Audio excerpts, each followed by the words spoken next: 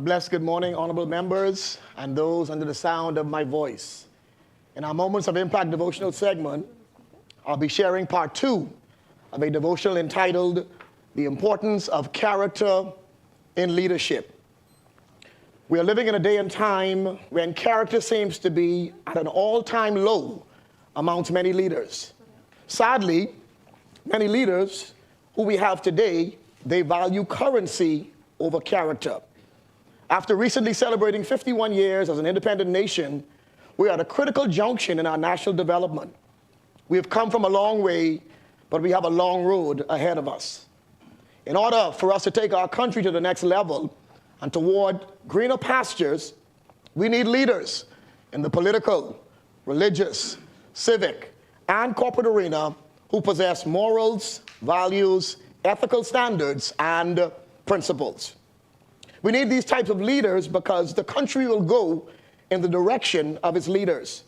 If we as leaders have no character, chances are those we lead will have no character either. As leaders, we must always remember we can't demand what we are not displaying. Therefore, it is incumbent upon every leader to place a great value on character because of its level of importance. In part 1 of this devotion, I shared with you that character is important because it builds trust. Today, in part 2, I want to share with you that character is important in leadership because it safeguards you from corruption and malfeasance.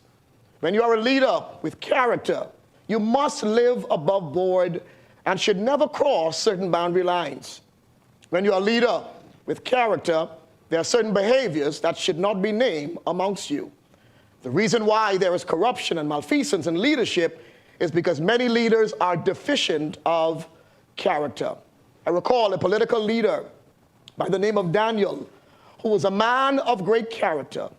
It was Daniel's character that kept him above board and operating within certain boundaries. Daniel's counterparts became very jealous of him because of his upward mobility in King Darius's administration. And as a result, they mounted a scandalous campaign against him. The scripture says in Daniel chapter 6, verse 4, the administrators and the satraps tried to find grounds for charges against Daniel in his conduct of his government affairs, but they were unable to do so. They could find no corruption in him because he was trustworthy and neither corrupt nor negligent. They tried every way humanly possible to discredit Daniel's leadership, but to no avail. The moral of this story is twofold. Firstly, your character will protect you from people who make attempts to destroy you. And secondly, your character will enable you to outlive every scandal, every rumor, or every lie that has been perpetrated against you. In conclusion, I want to admonish each of you under the sound of my voice, especially to our parliamentarians, to never underestimate the power of character in leadership. It's worth more than money, it's worth more than fame, and it's worth more than popularity. I leave you with this final thought today from a quote from the late renowned evangelist Billy Graham, which simply said, "When character is lost, all is lost." Selah. Think and act on these things. Let us pray. Our gracious and eternal Savior, we esteem and we magnify your name in all the earth. We thank you for your steadfast love that never ceases. We thank you for your mercies that never comes to an end. They are new every morning. For great is thy faithfulness. So today, we lift up our nation to you, Almighty God. We pray for your continued guidance and your continued direction, and most importantly, we pray for your divine intervention. We look unto the hills today from whence cometh our help. We declare, O Lord, our help cometh from you. So, Father, we lift up our political leaders who are responsible for creating and passing laws that will impact generations yet unborn. We pray that you would give them discerning spirits, give them eyes to see, Almighty God. Give them ears to hear what the Spirit is saying. We pray for your wisdom to be inculcated into their minds so that they can effectively carry out their assignments. Oh God, strengthen our political leaders and give them character, give them willpower, give them fortitude, give them the courage to make the right decisions for our citizenry. Oh Lord, bless the proceedings of this honorable house today and continue to make your face to shine on the Commonwealth of the Bahamas. In Jesus' name we pray. Amen. Let us pray the Lord's Prayer. Our Father, who art in heaven, hallowed be thy name, thy kingdom come, thy will be done on earth as it is in heaven. Give us this day our daily bread, and forgive us our trespasses, as we forgive those who trespass against us. And lead us not into temptation, but deliver us from evil. For thine is the kingdom, the power, and the glory, forever and ever. Amen.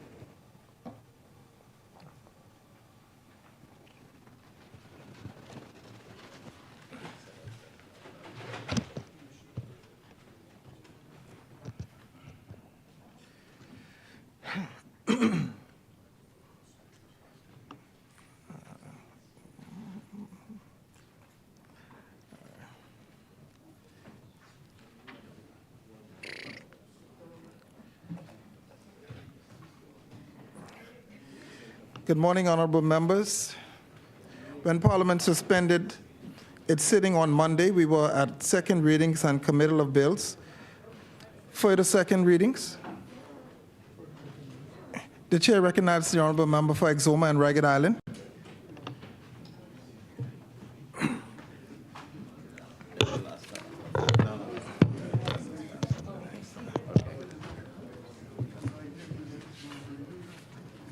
Deputy, thank you for this opportunity to rise once more on behalf of the people of Exumas and Ragged Island. I am most grateful to my family and friends and constituents of Exumas and Ragged Island for giving me this opportunity to represent them and to support this compendium of bills to reform, to strengthen, and modernize our national approach to protecting intellectual property and providing modern, efficient registrar services for companies and individuals.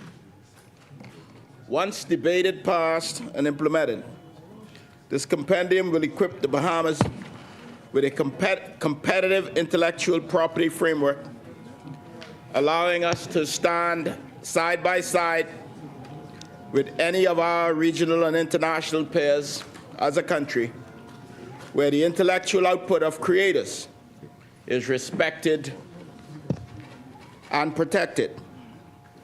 With this in mind, Mr. Deputy, I am pleased to move the second reading of the Registrar of Company Bill 2024, the Copyright Bill 2024, the Trademark Bill 2024, the Patent Bill 2024, the Registrar of Records Bill 2024, and these form a part of the compendium, Mr. Deputy, that I will move. Honorable member, which one are you moving first? We can do it again at the end, Mr. Thank you, honorable Deputy. member. I just wanted to emphasize that these are the bills that comprises the compendium. Thank you. These bills will be transformative and have been called for decades. In simple terms, the work of creatives like musicians, authors, visual artists, photographers, filmmakers, playwrights, content creators, as well as innovators in research and technology and related industries will be better protected. We will also now have two digitally equipped standalone companies and records registrars that will better meet the needs of the general public. Mr. Deputy, our cause as a member of the local community is to put in place laws that it makes it easier to do business and protect the work of our citizens. I am personally excited about the prospects of finally having a comprehensive IP framework to protect the brands and ideas of the many innovative entrepreneurs and creatives within our economy. As a friend of the creative entrepreneurs and the orange economy, I am delighted to be able to lead this debate. For many years, we lived in a sad reality in which small Bahamians sought to file copyright, patents, and trademarks in other jurisdictions, rather than subject themselves to the inadequate protections offered by our current regime. These bills will stem this tide. The fact is that our country is serious about competing for investors and talent on the world stage, and we must therefore have a robust IP framework in place. And this administration recognized this fact from day one. In fact, we recognized it before day one. In our blueprint for change, we pledged to incentivize creatives to obtain intellectual property protections for their creations, which would give them a stronger position for international negotiations. So as promised in our blueprint for change, today we advance this compendium of bills. A key precursor to getting more Bahamians to protect their intellectual property, both locally and internationally, was to first of all bring our IP laws up to an international standard. As the minister responsible for investments, I cannot stress enough the significance of this moment for the strengthening of our investment framework. Through these proposed amendments, we will make our jurisdiction more appealing for both domestic and foreign direct investments. Any business person, whether they are Bahamian or an international investor, wants to ensure that their brand, their products, and innovative ideas are in fact protected. And that's why so many of our citizens seek this protection abroad up to now. For any investors with particularly novel or innovative concepts to which IP laws may apply, basing their enterprises in a jurisdiction with outdated and inadequate protections can be a major deal breaker. The truth of the matter is, considering how critical IP laws are to economic development and business growth, we should have never allowed our laws to become so outdated. But we are doing something about it. We are a financial services leader. We are a tourism mecca. And over the past 3 years, due to the efforts of this administration, we've become one of the regional hotspots for major investments. And therefore, it was past time for our IP framework to be transformed. Fortunately, Mr. Deputy, after many, many years of industry observers calling for change, an administration is finally in place that has done the necessary work and that is bringing our IP laws fully into the 21st century. This PLP administration holds a belief in the economic empowerment of Bahamians. This empowerment will be achieved through widespread sustainable growth felt at all levels of our society. In providing a modern framework for the protection of intellectual property, we're extending protections to Bahamians from shady business practices and copycat infringements, both here and abroad. This means that if you are a young man or woman living in Georgetown, Exuma, or Mangrove Key Andros, or Freeport, Grand Bahama, or Baintown, and they write a song, or they launch an innovative brand, or come up with a new invention, and they go through the necessary IP protection process, they will be afforded the same protections under the law as any large multinational corporation. And that is a truly powerful advance. It is the essence of what the protection of intellectual property is all about. And it's also what this PLP government is all about. We know that we can't build a fairer and more prosperous economy at all levels without ensuring that everyone is protected and everyone is empowered. And therefore, IP protections are an important part of our equation for a better Bahamas. Mr. Deputy, looking ahead, we see this IP reform process as a key step in unlocking our potential for creativity and innovation at a time when it is needed most. The world is undergoing a period of rapid change, fueled by technological advancement.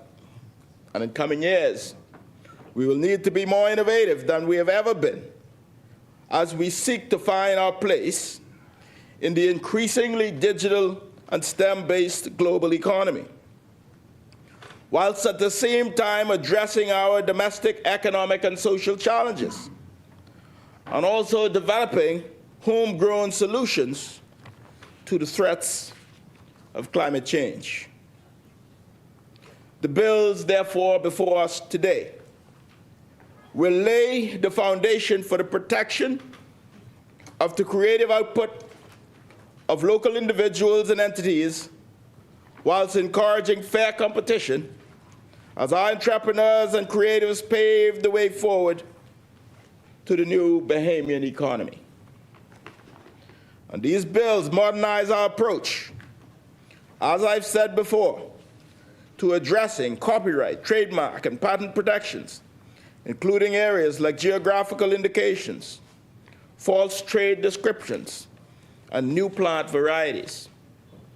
Currently, our framework is non-compliant with CARIFORUM, EU, EPA, and WTO guidelines. And that's why we're fixing it, Mr. Deputy. At the end of this process, our IP laws will be fully compatible with the highest international standards. A big part of this reform process will be the laws recognizing and recognition of a number of international conventions and treaties that the Bahamas will now join and sign on to. Joining these conventions will be done using a phased approach to ensure that we can implement these standards effectively and also ensure full compliance with the commitments we are making each step of the way. And currently, we've targeted 11 new international conventions that we will join as a part of this process. The 6 initial agreements we are pursuing include the Patent Cooperation Treaty, the Madrid Agreement concerning the international registration of marks, the Vienna Agreement establishing an international classification of the figurative elements of mark, the Singapore Treaty on the Law of Trademarks, the Rome Convention for the Protection of Performers, Producers, Phonograms, and Broadcasting Organizations, and the World Intellectual Property Organization's Copyright Treaty. Of course, Mr. Deputy, simply changing the law and signing agreements does not complete the process of modernizing the framework. And whilst the legislative changes will strengthen and modernize our laws and indicate our willingness to comply with international standards, there is deeper work that must be done locally to ensure compliance. We must fix our slow and ineffective systems and ensure that these systems are properly equipped, resourced, and capable of interfacing with global systems. Right now, it is more difficult and time-consuming to file for IP protections here at home than it is to file abroad. And given the current inefficiency and ineffectiveness, it is completely understandable why so many Bahamians go abroad to apply for IP protections. But we're fixing it, Mr. Deputy. We absolutely must make it easier and easy for investors, innovators, and creatives to protect their ideas and creations here at home. These individuals are the ones with the ideas that will grow our economy and diversify it for resilience and 21st century success. Instead of being an inconvenience, our system should be a source of empowerment. At the very least, we must ensure that the length of time it takes to receive IP protections in the Bahamas is comparable or better than the world's best jurisdictions. Now, Mr. Deputy, whilst we foreshadow that this compendium will create significant opportunity and protection for inventors and entrepreneurs, let me also add that this and the agreements we sign will also provide protection for creatives and innovators and artists abroad. So we must also change some of our business practices here at home. The days, therefore, for knockoff goods and services, knockoff souvenirs and products, those days are over.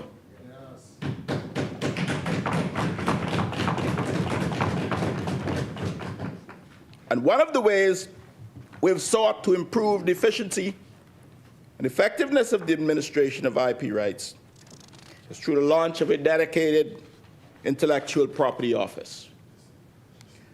This requires separating this function from the Registrar General's office to introduce a standalone IP office that we know will be more robust. This is the international standard. It will now be our standard as well. Along with establishing our own IP office, we will partner with the United Nations World Intellectual Property Organization to integrate our systems with their online IP application for real-time protection. Under the current manual-based system, there are unavoidable delays in filing and with detecting infringements on IPs. Going fully digital and integrating our system will make these delays a thing of the past, and those who file for IP protections in the Bahamas will have real-time international protection as well. That's a big deal, Mr. Deputy. Guiding all of this work will be a national intellectual property strategy that will map out the steps we need to take over the next few years to meet our goals. We are committed to ensuring that this office takes an active role in the education process to ensure the fullest understanding of these laws by stakeholders in the government, the legal fraternity, the private sector, and by the public at large. So we fully anticipate that there will be public service announcements, for example, to ensure that people understand what infractions and infringements under the laws look like. This strategy, as well as the bills before us today and any upcoming in policies and regulations, is not just a product of our best and brightest IP minds within the government. It's also the product of widespread public consultation with all relevant stakeholders as well as international agencies. And we've had consultation and participation of many in the local community, artists and lawyers, who have for decades called for updated copyright laws. People like Attorney Obi Pinley, who has been engaged in this space as an artist and as a lawyer for many decades, have been very vocal on this subject. And of course, there have been other advocates as well. The formal process for public consultation began in December of last year and ended in March of this year, providing a lengthy window of time in which stakeholders were able to review the bills and make any relevant suggestions. So in Bahamas, there's been full and widespread consultation. And moving forward, we will continue to work collaboratively with all stakeholders to ensure that our IP framework evolves with the times. And we believe this legislation represents a turning point in which a newly independent IP office supported by an updated, effective framework and modern, efficient systems will see the vast majority of local filings for protection here at home, as I have indicated before. Eventually, we anticipate that the IP office will no longer be an expense for the government. Instead, it will become a self-sufficient and even a revenue generator due to the fees collected from the influx of activity. And I am certain there are thousands of Bahamian entrepreneurs, inventors, innovators, artists, musicians, writers, and other creatives who are thrilled at the prospects of having these laws protect them at home and abroad. The Bahamas, as a result of these new laws, will put the creators in the driver's seat of the ownership of their work, and they will be able to receive royalties from those who make use of their intellectual property. This is a big deal, Mr. Deputy. Finally, in the Bahamas, artists, musicians, producers, writers, artists will be able to get paid royalties for their work. And the Bahamas will be a natural fit for technology companies, including fintech companies with proprietary technologies and inventions. And this will be a shot in the arm to our Innovate 242 initiative that I am sure the member for Pine Ridge will speak to. And likewise, our ability to attract more entities to the Bahamas as a center for innovation, for research and development. But that's not all.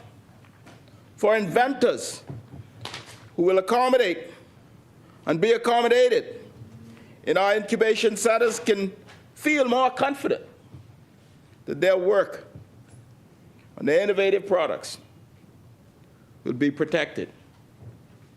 These bills are transformative, Mr. Deputy, and they will continue to create new vistas for Bahamians. And this is what we meant in our blueprint for change when we talked about revolutionizing. Junkanouers will be able to protect their iconic patterns and designs. And I see Junkanoo in Miami now and elsewhere across the USA being conducted by all and sundry, people who may not fully understand the ethos or the patterns or the designs or the spirit of Junkanoo. We're going to be able to protect some of that, certainly the patterns and the designs.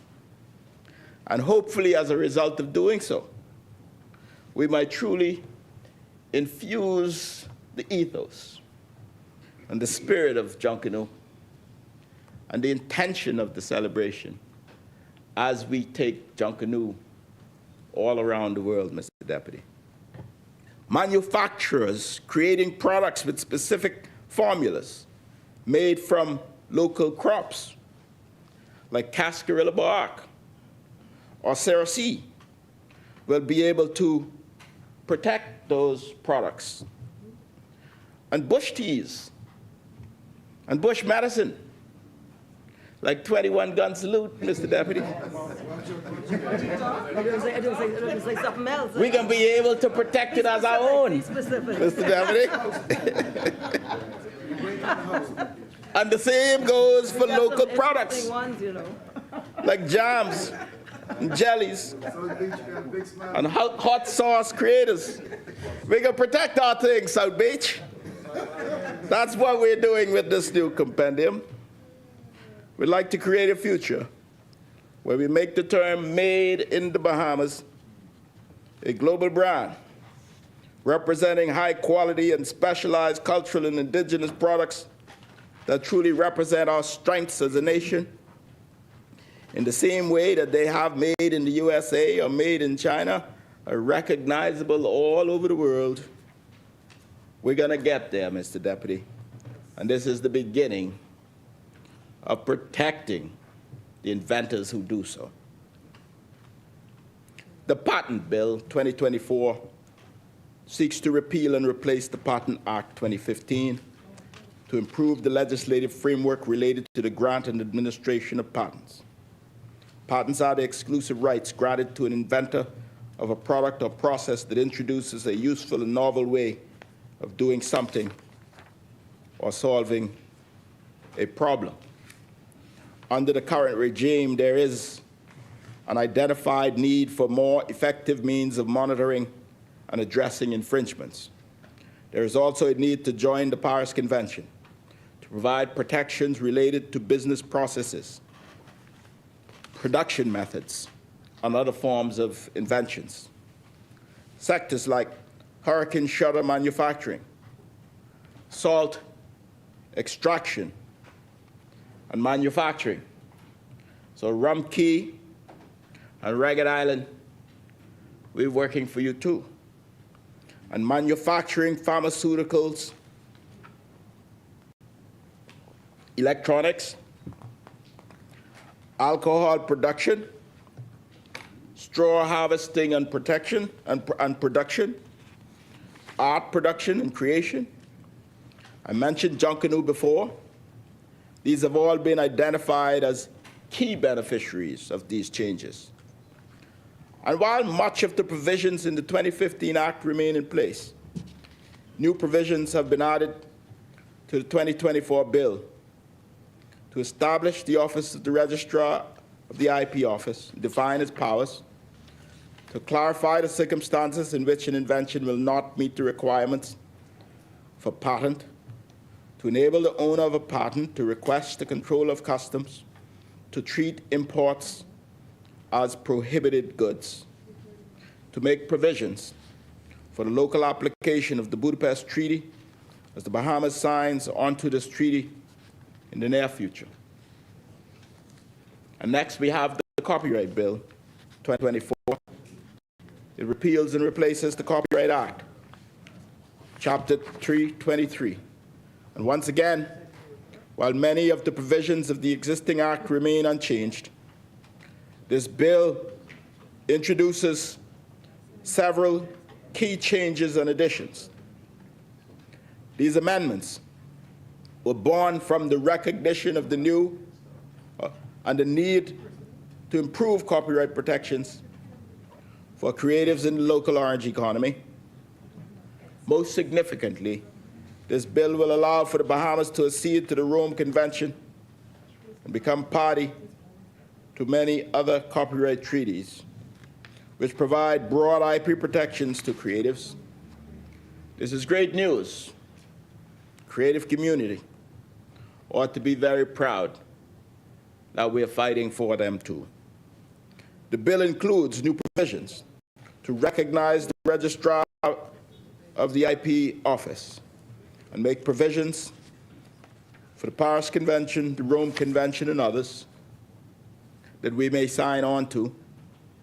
And, Mr. Deputy, it will ensure application of protection to industrial designs, which the bill defines as features of shape, configuration, pattern, or ornament of an article, or features of pattern or ornament applicable to articles insofar as such features appeal to and are judged on their aesthetic value.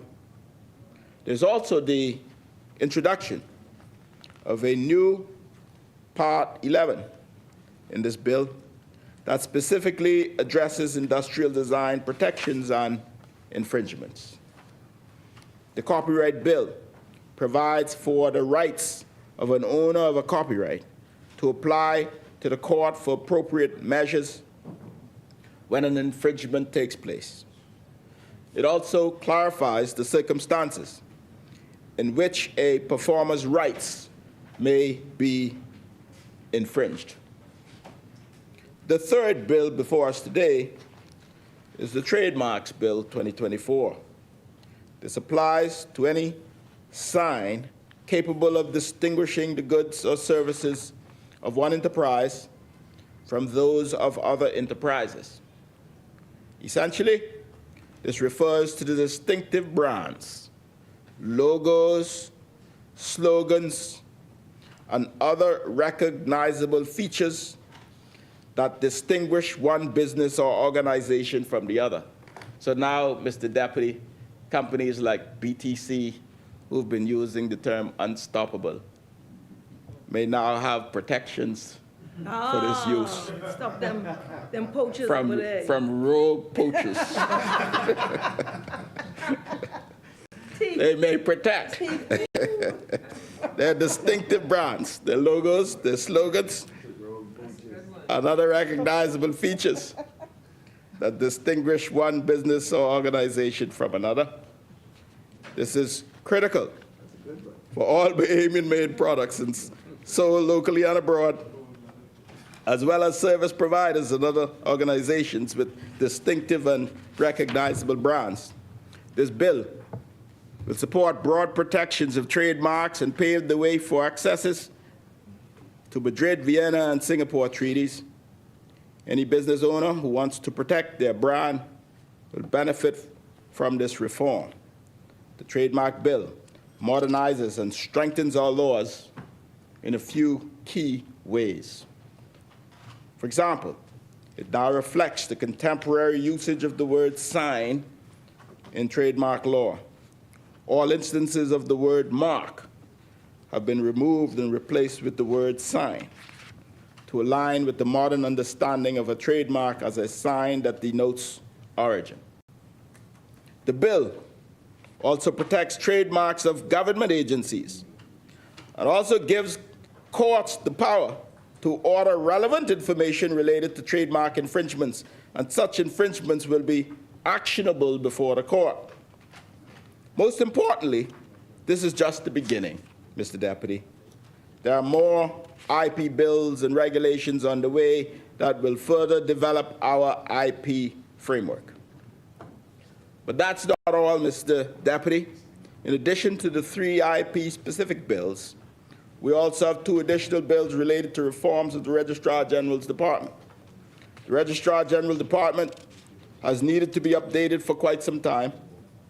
Any Bahamian who has had to wait on long lines for a birth certificate or go through the process to obtain a marriage certificate knows how badly modernization was needed, and we have begun this process.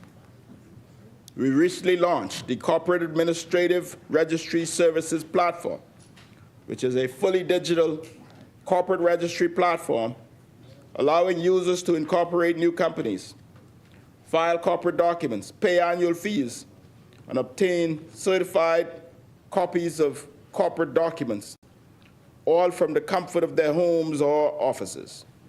This added convenience and efficiency is critical to the ease of doing business. And we're investing in similar convenience for the Bahamian public so that all registrar services can be accessed in the same way. Most importantly, we're investing in reliable technology that works, and that works consistently and efficiently. We've all heard the stories in various organizations of new systems coming into place only for staff to be not properly trained or fully trained, or for there to be glitches that lead to incomplete processes or errors or faulty implementation or lack of parallel runs. And it causes great frustration. And then sometimes we even backtrack to the manual version. But we're going to ensure that this is done right. And we're going to do it right the first time. And prior to launch, financial corporate services providers have pilot tested this platform to ensure a satisfactory user experience. And we are getting very, very positive reviews and results. And today I want to say a special thank you to the Registrar General, Camille Gomez-Jones, Yes. and her entire team. Yes. And I ask you to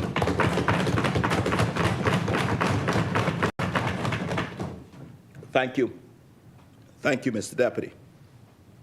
We're now expediting the digitization of a civil registry. This includes a fully digitized civil registry services platform, allowing users to obtain certified copies of birth, death, and marriage records, as well as other recorded documents, without the need to visit the Registrar General's department in person. This new civil registry will be launched before the end of this calendar year. You know, we talked a lot about digitization and modernization in our blueprint for change. We're making progress, Mr. Deputy. And through these initiatives, we are addressing very vexing and frustrating issues that Bahamians have complained about for decades. They're finally being fixed. And this new day administration is fixing them, Mr. Deputy. And as a part of this modernization effort, we will also make preparations to launch a movable assets and collateral registry that will revolutionize access to capital for small and medium-sized businesses, unlocking entrepreneurial success for Bahamians. Of course, upgrading systems is a great achievement, but we must not fail to modernize our agencies and institutions that house these systems to maximize the efficiency and productivity gains. The two additional bills before us today, the Registrar of Records Bill 2024 and the Registrar of Companies Bill 2024, will facilitate the splitting of the Registrar General into a Registrar of Companies and a Registrar of Records. This split will expedite the reforms that we're working on, ensuring that there are specialized staff and resources to perform these two distinct functions. This transformation will bring about an unprecedented improvement in our service delivery, setting a new standard for our country. The Registrar of Records Bill allowed for the appointment of a Registrar of Records, amending all references to the Registrar General in relevant law, and outlining the responsibilities related to births and deaths and marriages and the administration of deeds and documents and records. The qualifications also outline, with one notable change being that the Registrar of Records is not required to be an attorney, but can be someone with years of experience in finance, accounting, business, or corporate management and administration. The bill also allows for the appointment of deputy registrars and assistant registrars and outlines their duties and functions. And through this bill, the power, authority, jurisdiction, rights, privileges, duties, and liabilities of the Registrar General will now be vested in the Registrar of Records, including the granting of the power to administer oaths and take solemn declarations of affirmations. The second related bill, Mr. Deputy, and I think we're winding down, but the second related bill, the Registrar of Companies Bill, as its name suggests, establishes a Registrar of Companies. The responsibilities of this Registrar of Companies are outlined, which includes incorporation, formation, control, and management of legal entities. Similar qualifications outlined as stipulated for the Registrar of Records, with experience in law, finance, accounting, business, or corporate management administration, satisfying the requirements. The various deputy and assistant registrar of companies positions are created, as well as the vesting of power of the Registrar General into this new position. This is major, Mr. Deputy. It's big news for every Bahamian and every company registered in the Bahamas. We all make use of registry services. And we finally, after decades, have a modern structure that will facilitate improved experiences at our two new registrars. Additionally, it should be noted that the Land Adjudication Bill and the Land Registration Bill have been put forward for public consultation. These bills will establish the framework for the creation of a land registry run by a standalone land registrar. We're working, Mr. Deputy.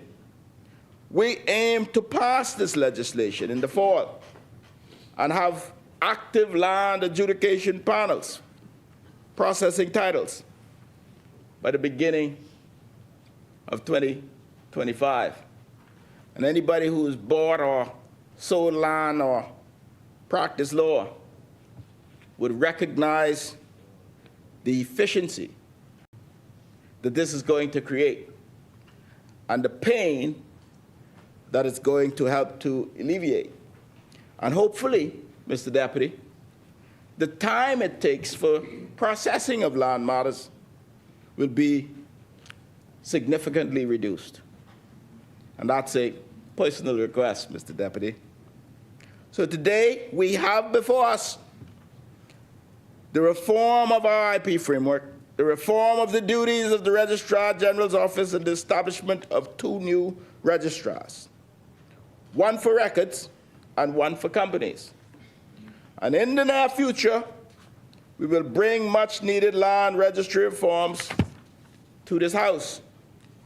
We're on a roll, Mr. Deputy. We're working for the Bahamian people. We're putting in the reforms just like we say we would do in our blueprint for change.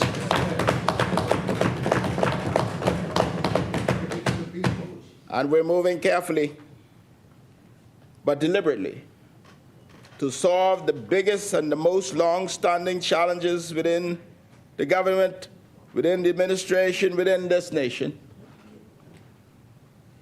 Mr. Deputy, I am so proud to be a part of this process, because today is a win for the local orange economy. It's a win for creatives everywhere, for musicians and artists. It's a win for the business community. And it's a win for all people in our nation. Our local artists and musicians have been calling for a stronger IP framework for years and decades. And we're now delivering this much-needed change on their behalf. Years and decades, we're doing something about it right now. Companies have been calling for faster registrar services, and we're delivering that too. And people have been begging for the registrar services to be improved. And yes, we're delivering that too. This work has been thorough, and it has been comprehensive.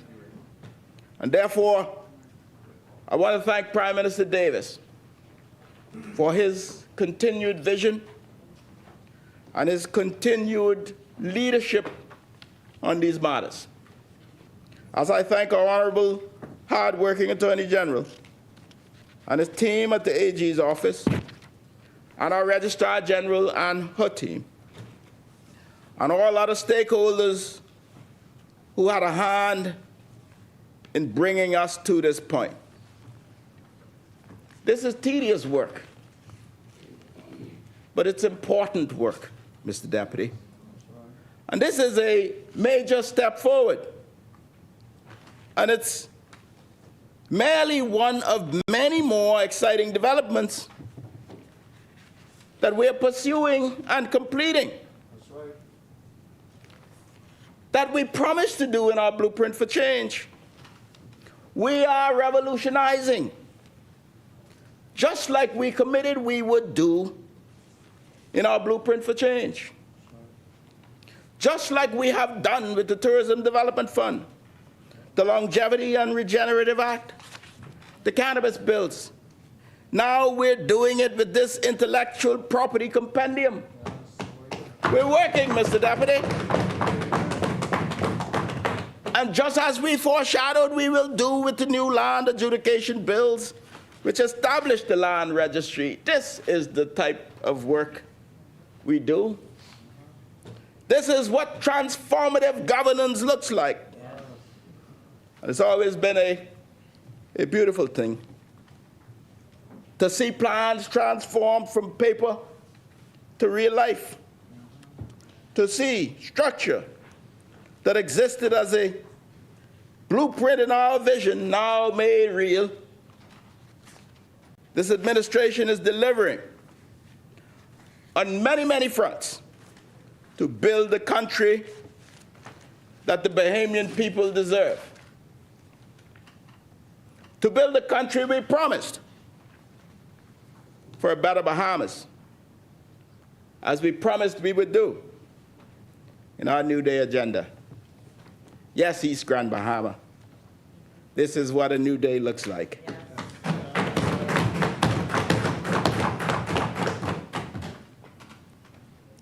But we ain't finished yet. We still have a lot more work to do, but it is abundantly clear that this country is moving in the right direction. The Patent Bill, the Copyright Bill, the Trademarks Bill, the Registrar of Records Bill, and the Registrar of Companies Bill all represent important progress for our economic development. This compendium has my full support and that of the people of Exumas and Ragged Island who I represent. I look forward to seeing the progress ushered into this nation as we continue to move forward. So, Mr. Deputy, as it relates to the bills that form this compendium, I so move the Registrar of Companies Bill 2024. I so move the Copyright Bill 2024. I move the Trademarks Bill 2024, the Patents Bill 2024, the Registrar of Records Bill 2024. I so move second reading, Mr. Deputy. May God bless the Commonwealth of the Bahamas. May God bless all of the government and civil servants, support teams who have worked diligently to make this day a reality. Thank you, Mr. Deputy. May God bless you.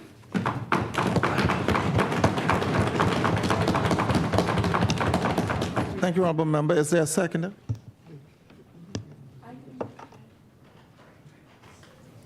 The chair recognizes the honorable member for Garden Hills. Thank you, Mr. Deputy Speaker.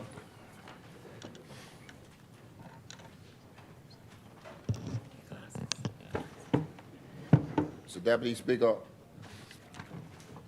it is always a privilege of mine and honor to stand in this honorable place to represent the resilient and supportive people of the Garden Hills community. Mr. Deputy Speaker, I stand here this morning to second the compendium of bills that is being debated here this morning. Mr. Deputy Speaker, the way people enjoy culture and entertainment has completely changed, and that is good. But it is important that we don't leave creators in the cold. This quote, Mr. Deputy Speaker, is done by Andres Ansip, a European Commissioner and Vice President for the Digital and Single Market.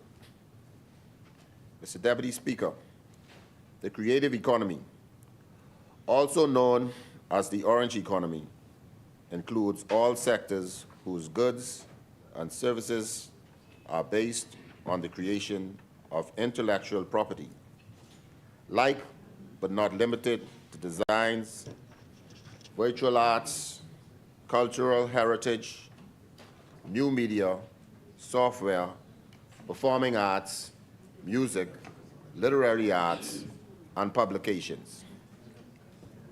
The Division of Cultural Affairs within the Ministry of Youth, Sports, and Culture has remit over the creative sector, which encompasses the orange economy.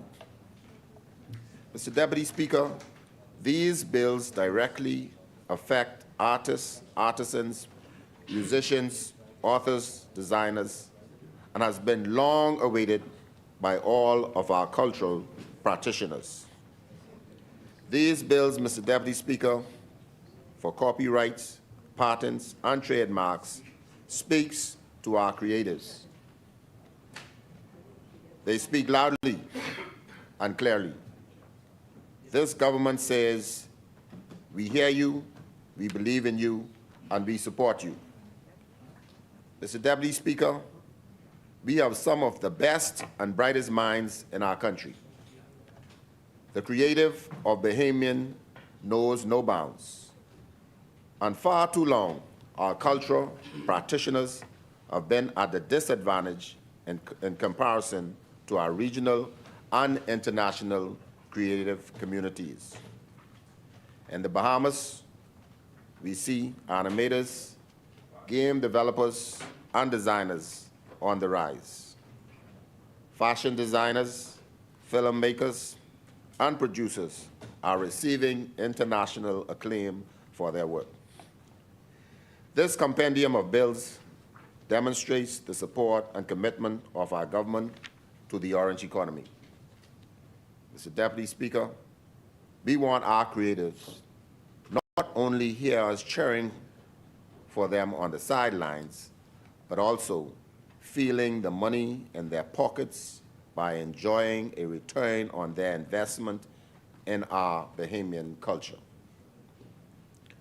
Mr. Deputy Speaker, the UNESCO Intangible Cultural Heritage Convention was designed for countries to recognize and appreciate aspects of culture that are critical for maintaining cultural diversity. In many instances, we have neglected to recognize the value of what we do. Bahamians and Bahamian culture deserve to obtain recognition and compensation. Mr. Deputy Speaker, it is with great pleasure that I declare my support for the copyright bill, trademarks bill, and the patent bills. The amendments and updated sections go a long way to modernizing and monetizing our creative sector. In keeping with global standards, history consistently reveals how some of our forefathers, like Joseph Spence, who hailed from the big yard in Andros, where he contributed to the success of performers on the international stage. We do not know if they receive financial benefits for their efforts, but we will ensure that moving forward, every Bahamian will have the opportunity to benefit from their talents and ideas. Mr. Deputy Speaker, the bills are quite comprehensive, and time does not permit me to say all that I would like to, but I briefly want to speak about a few sectors. Firstly, the work of Bahamian photographers has been used in multiple platforms by many Bahamians and foreign nationals alike. They have been used, Mr. Deputy Speaker, without permission or compensation. All of our musicians and those engaged in music production, including singers and lyricists, have heard their music being played and performed on and off stage in the Bahamas and all over the world. And they receive little to no compensation. Mr. Deputy Speaker, I am pleased to know that these bills will bring an end to that and pave a pathway for proper and deserving recognition and compensation. Mr. Deputy Speaker, these bills are designed for persons like our fashion designers. For example, we have Kevin Evans, who has been participating in many of the international fashion weeks across the globe. Theodore Elliott, who was recently granted a contract to design Disney costumes, and craft persons like Norman Knowles and Red Bay's Andres. Mr. Deputy Speaker, we present a compendium of progressive bills that would provide the best opportunity to secure their designs. Mr. Deputy Speaker, this also includes our Junkanoo artisans. With the UNESCO inscription for Junkanoo this past December, the world now wants a piece of our national cultural festival.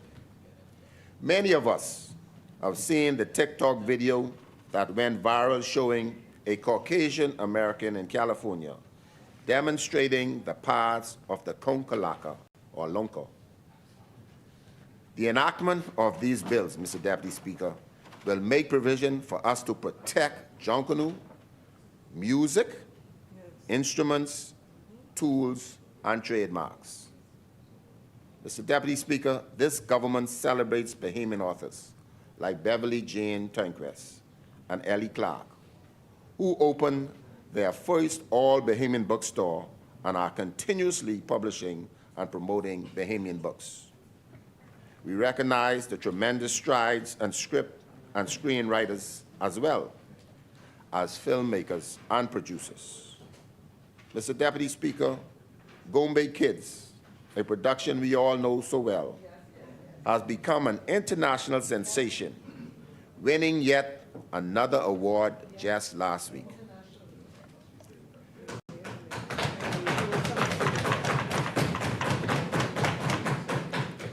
Mr. Deputy Speaker, they are obtaining worldwide recognition for their creativity. We want to ensure that every creative have the opportunity to secure what is rightfully theirs and be financially benefactors of their work. We congratulate Streetlight Studios on the premiere of a Bahamian animated series entitled Nassau Rock that premiered last week Thursday at Fusion Superplex. Mr. Deputy Speaker, Bahamian investors with witty ideas can patent their designs. No longer will individuals and organizations be able to take advantage of the ingenuity of the Bahamian people. We know our worth, and the world will have to compensate us for it. Mr. Deputy Speaker, these bills would allow for the original artists to obtain royalties for their products. These royalties will be a part of their legacy and can be passed down for generations. The creative sector, Mr. Deputy Speaker, is looking forward to establishing set royalty amounts and/or percentages for every time their products are used. In many cases, laws are put in place but are not enforced. This government looks forward to enforcing these bills by establishing penalties for infringement, as seen in the copyright bill. The masterminds behind every creative products and idea deserve compensation, and these bills will ensure that they get it. Mr. Deputy Speaker, these are progressive bills. We started out with the poor man's copyright that allowed persons to send a copy of their script or book to yourselves by registered mail, then by email. It was proof of ownership. Our current laws have been reviewed extensively and has been upgraded to meet the current and future needs. Mr. Deputy Speaker, these bills bring the creative sector on par with our neighboring countries. Our creatives can protect and benefit from their talents, and rightfully so. With the impact of these bills is immeasurable. We know that it will affect every photographer, every artist, every filmmaker, animator, game designer, singer, songwriter, author, musician, and band, every junkanor, every fashion designer of clothing, jewelry, shoes, bags, including straw and craft persons, wood carver, and every Bahamian with an original recipe. Mr. Deputy Speaker, the foundation of our tourism product rests on the creative industries. The United Nations estimated the value of the global market for creative goods more than doubled from $208 billion in 2002 to $509 billion in 2015. It is among the most rapidly growing sectors of the world economy, generating nearly 30 million jobs worldwide. It is time for the Bahamas to reap the economic, social, and cultural benefits of our creative and innovations. Mr. Deputy Speaker, I conclude as I begin. To our creatives, I echo, this government hears you, we believe in you, and we support you. Mr. Deputy Speaker, the great constituents of Garden Hills second and support the compendium of these bills. I rest.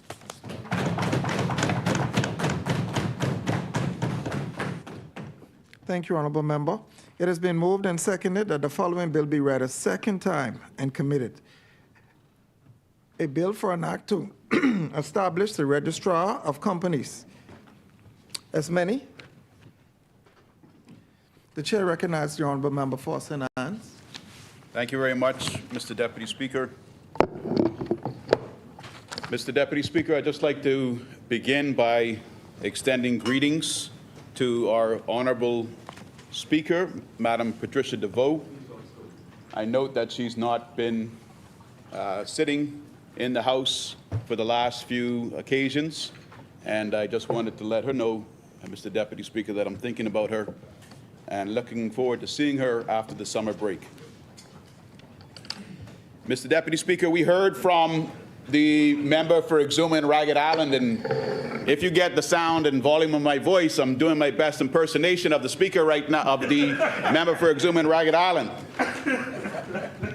And I do that out of respect, Mr. Deputy Speaker, because he has a way of doing what he does, and he can raise the volume on what he views to be the important parts. Mr. Deputy Speaker, as a member of the opposition, I'm going to now give a opposition's contribution to the compendium of bills that we're debating today.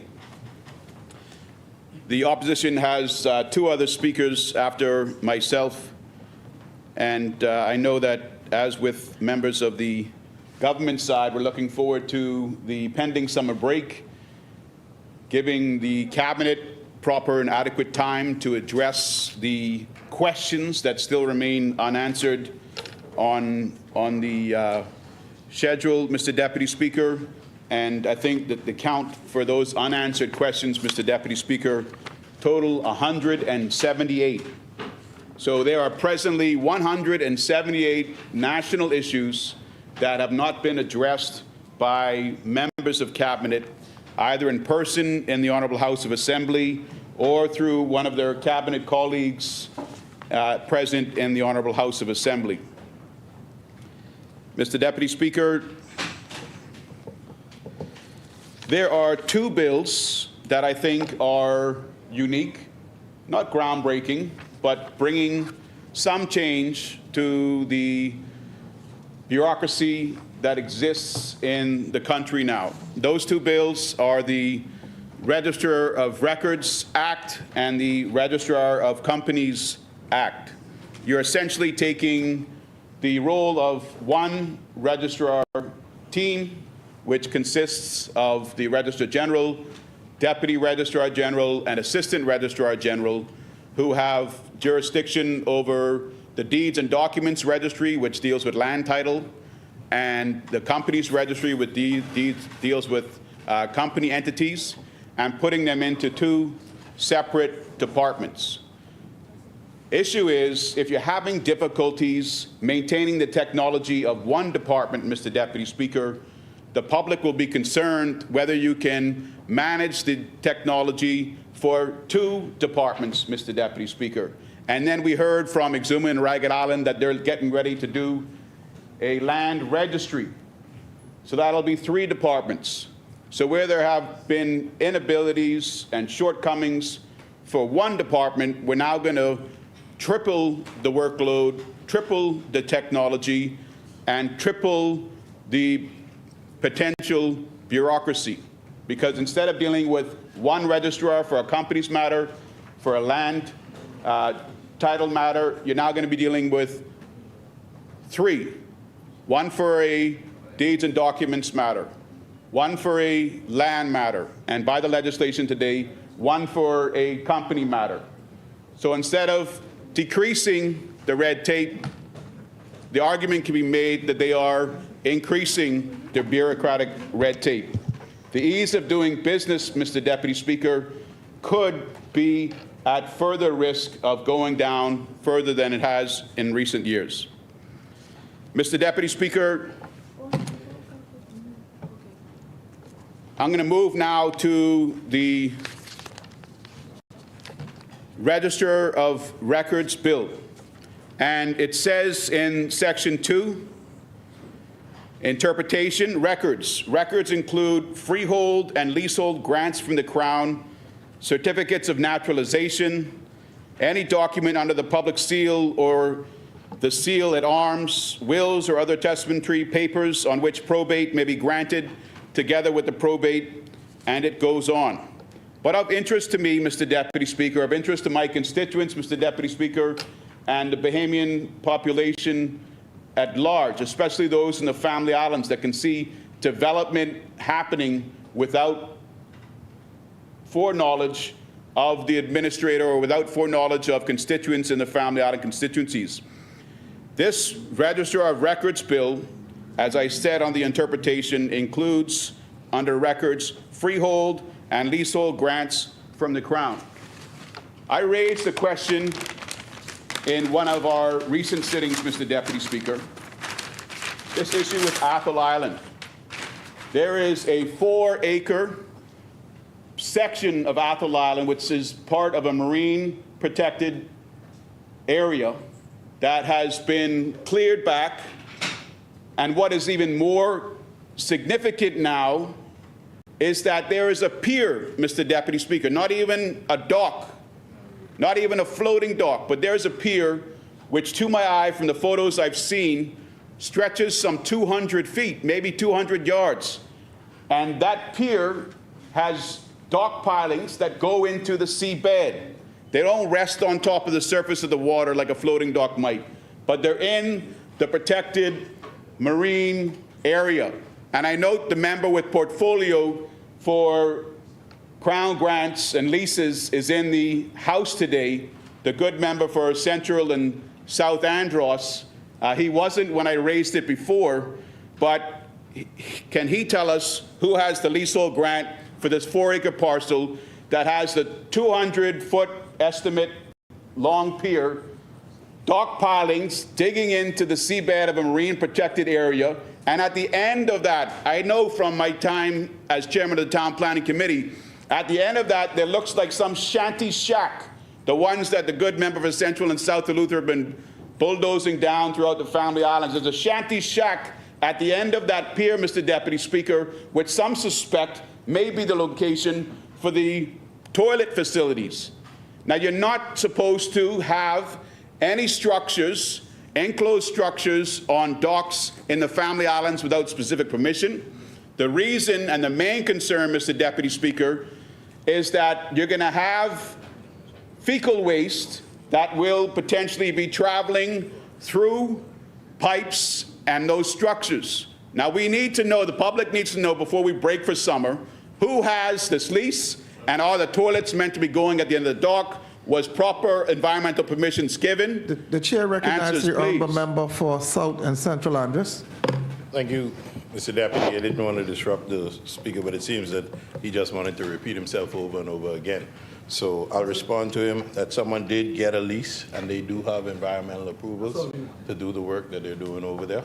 And he could check the records, and it's on record. But I wouldn't give the person's name in the House, but there is someone who got the lease, and they do have the environmental clearance to do what they're doing over there. Thank you, honourable member. So that seemed to be a position that was communicated just now or confirmed with a nod between two ministers presently sitting in this House. Because you had in the papers last week the director of the Department of Environmental Protection and Planning saying that no approvals had been given, that they were going to be looking into it. How, in this 51st year of our nation, are we giving approvals to persons that continue to damage our environment on a act first, ask later basis? The director, the woman in charge of ensuring that the proper environmental plannings are in place to give approvals for any project, is now being represented by the member for South and Central Andros to have given approvals to this project, Mr. Deputy Speaker, after the pilings were embedded in a marine Honourable member, sea the chair protected recognizes the habitat. honourable member for Central and South Andres. Yes, Mr. Deputy. So as the speaker don't belabor this point over and over again, I'll lay a document before he finishes the environmental approval that was given in February in this year. Thank you, honourable member. Thank you. Yeah.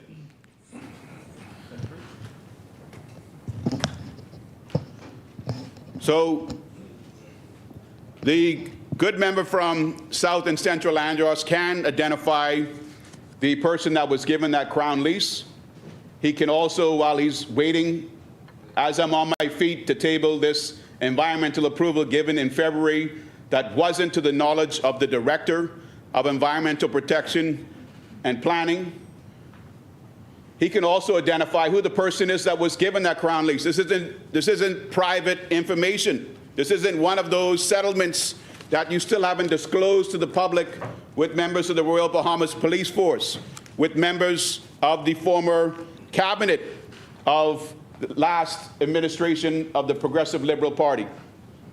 Give us the name of the person or the entity that has that crown lease, if in fact you have it, as you've disclosed to the members of the public today in this honorable House that you do. Stop telling the people that they don't need to know what they don't need to know. They've told you what they want to know. That's what you tell them. You tell the people what they want to know, and not the way you want to sell it, not the way you want to sell it, but the way it is. Give them the facts. Stop taking us for donkeys. Mr. Deputy Speaker, Mr. Deputy Speaker, Mr. Deputy Speaker, Dave. Order, members. I mean, conks, we have this expression in the Bahamas, they've taken us for conks. But at least conks know to stay far enough from this cabinet, Mr. Deputy Speaker, in the depths of the beautiful blue and turquoise waters of the Bahamas. Us humans up here that got to take it, we're right here next to them every single day. We're clearly not as intelligent as conks in their eyes. They take us for donkeys, Mr. Deputy Speaker.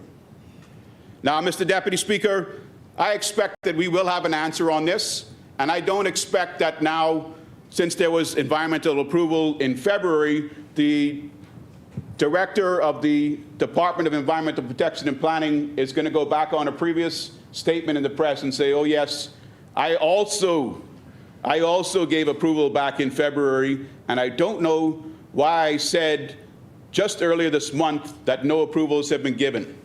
There's also the issue of this being under the Bahamas National Trust. If not vested in them as a marine protected area, they are the national trustee recognized by all Bahamians that have an interest in protecting our marine, land, and sea parks.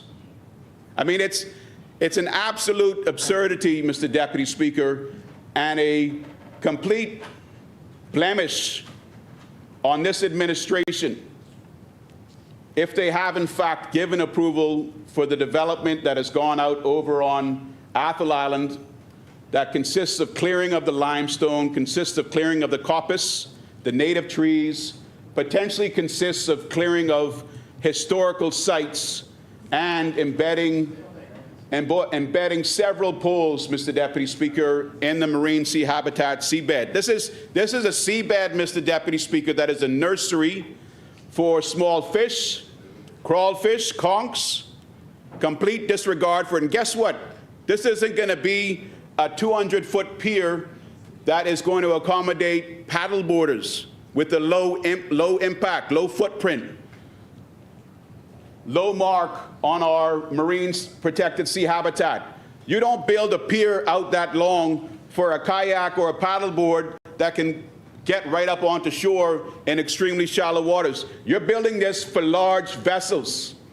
You're building this for multiple persons that are going to be soaked in sunscreen that will impact the marine habitat, the coral, the small fish in that area. This, Mr. Deputy Speaker, is the true legacy of the PLP.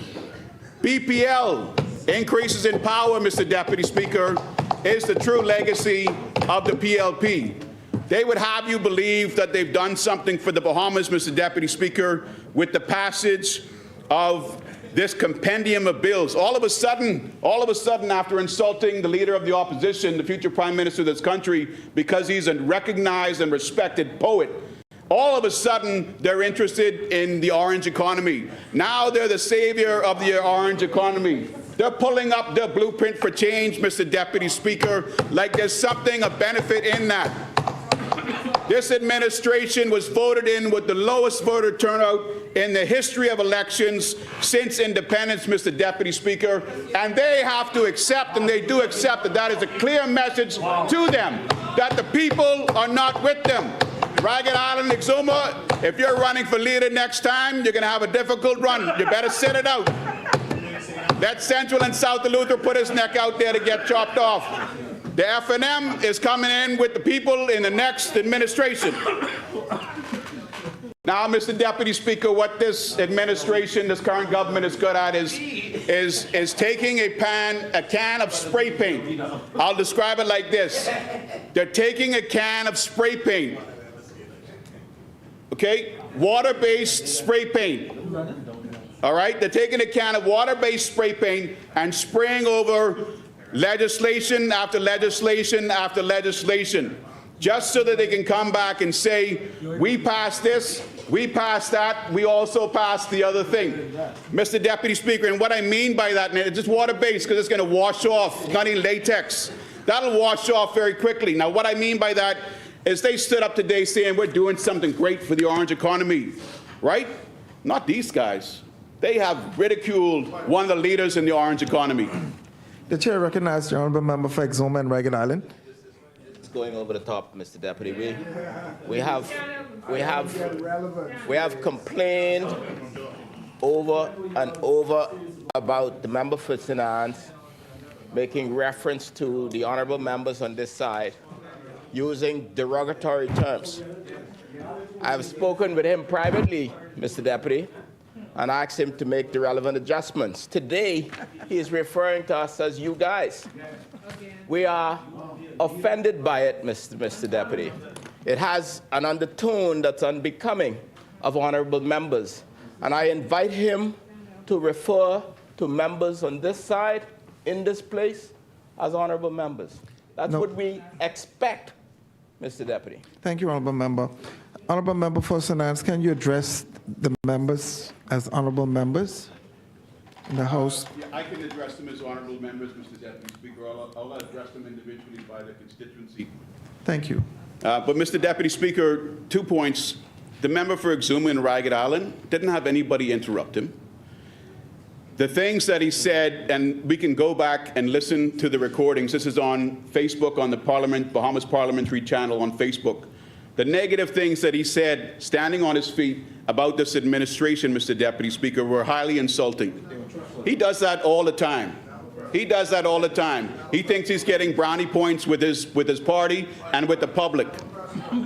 The chair recognizes the honorable member for Exuma and Ragged Island. I'm really trying with the member, Mr. Deputy, and he seems to be missing a point. There is a line of decency in Parliament, and the member for St. Anne's consistently crosses the line. We've had enough of it, Mr. Deputy. We're not going to take it anymore.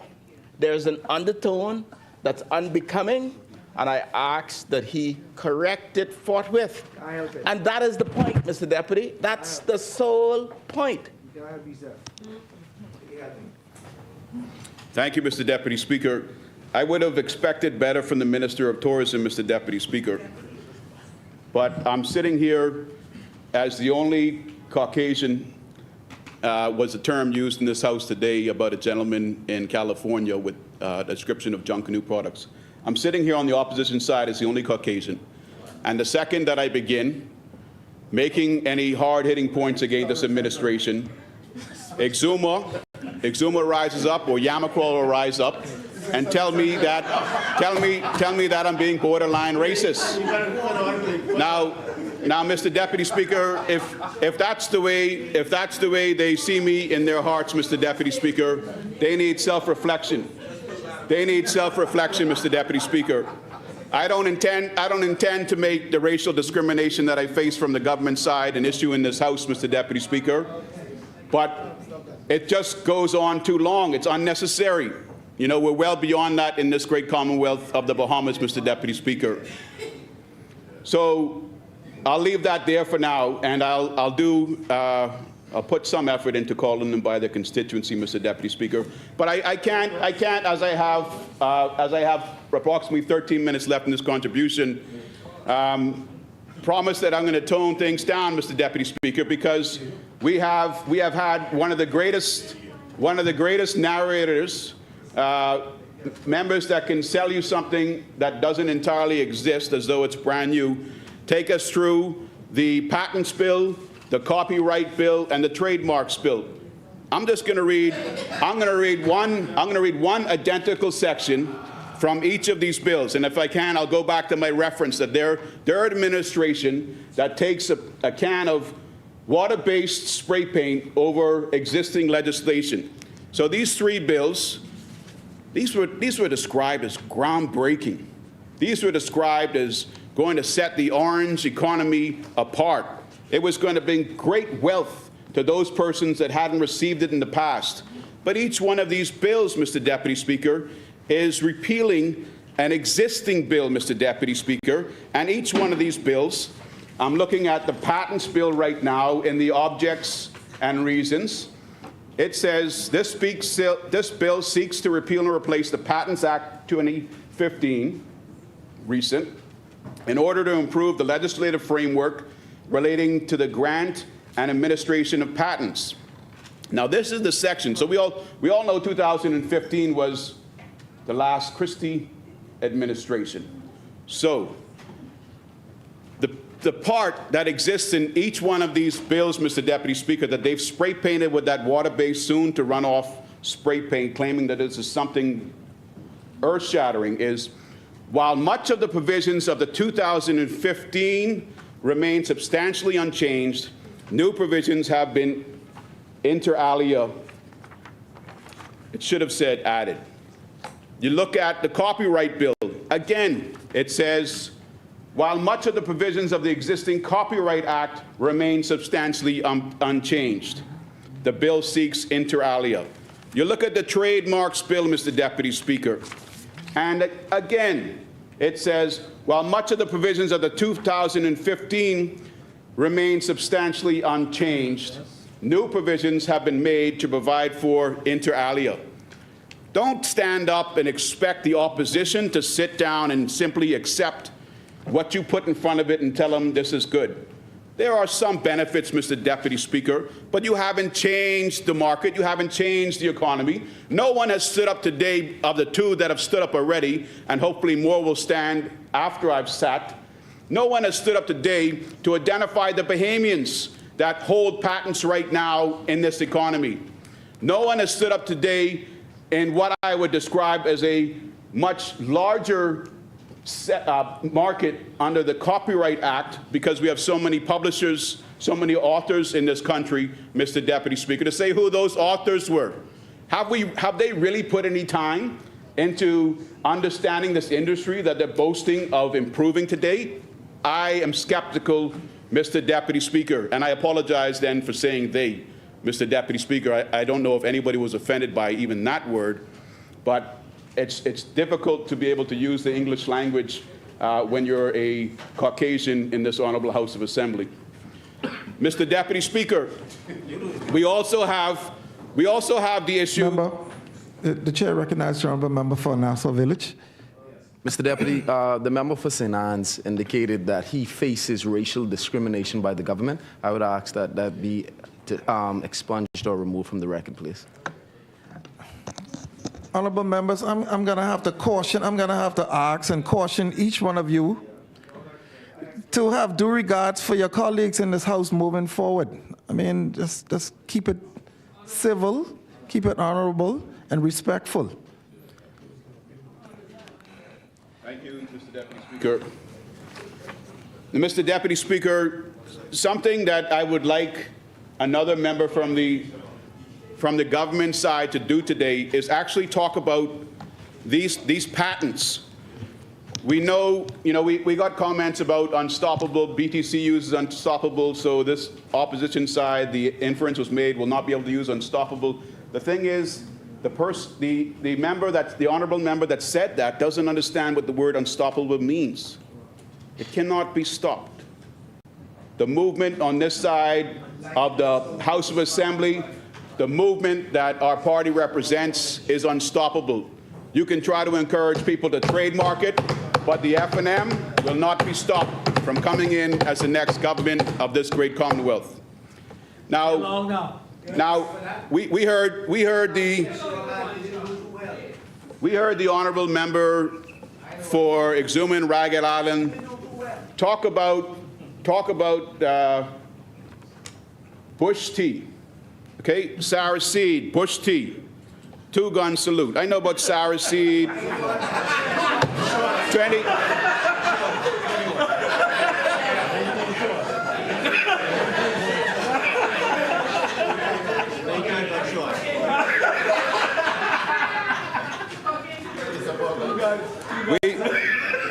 We heard the honorable member talk about Sarah Seed, Bush Tea, and 21-gun salute. I know about Sarah Seed, I know about Bush Tea, I've had them both, but I've never had the need to have the 21-gun salute, Mr. Deputy Speaker. Perhaps you should try it. But, Mr. Deputy Speaker, it is interesting to me to know if those statements from Exuma and Ragged Island, the honorable member for Exuma and Ragged Island, aren't misleading. So Bush Tea, Sarah Seed, 21-gun salute, maybe the name of 21-gun salute is trademarkable. But something like Sarah Seed, how it's used, something like Bush Tea, how it's used, that's not trademarkable, that's not copyright. So that would come under patents, Mr. Deputy Speaker. And you can look at Section 11 of the Patents Bill proposed by this administration, Mr. Deputy Speaker, and it says, first of all, it has a section that says The following shall not be considered as inventions within the meaning of Section 7. That deals with inventions. And then subsection 2 of 11. So 11.2 says the following shall be excluded from patent protection. And it goes to say plants, plant varieties, and animals other than microorganisms and essentially biological processes for the production of plants or animals other than non-biological and microbiological processes. So this looks to me to be every way that we can potentially use sour seed or bush tea is in this bill right now about to be passed as something that is unpatentable. So it's apparently not true, but the public needs to be advised on that, how this bush tea could be patentable, how the sour seed could be patentable and not excluded by that provision. Also of interest, Mr. Deputy Speaker, is 11.2c. We just went through and debated the regenerative and longevity bills, Mr. Deputy Speaker, and something that's been termed a new industry. Now, that would be an industry I would think that you would seek to have a patent on if you're able to come up with something that is going to cure and provide therapy to people suffering from one ailment or another. But under 11.2c, the following shall be excluded from patent protection: diagnostic, therapeutic, and surgical methods for the treatment of humans or animals, except from products in particular substances or compositions for use in any of these methods. So again, if someone can actually say that we're not about to pass legislation, one, that'll exclude us being able to patent bush tea, and two, that'll exclude us from being able to patent therapeutic and surgical methods for treatment of humans and animals, that's important.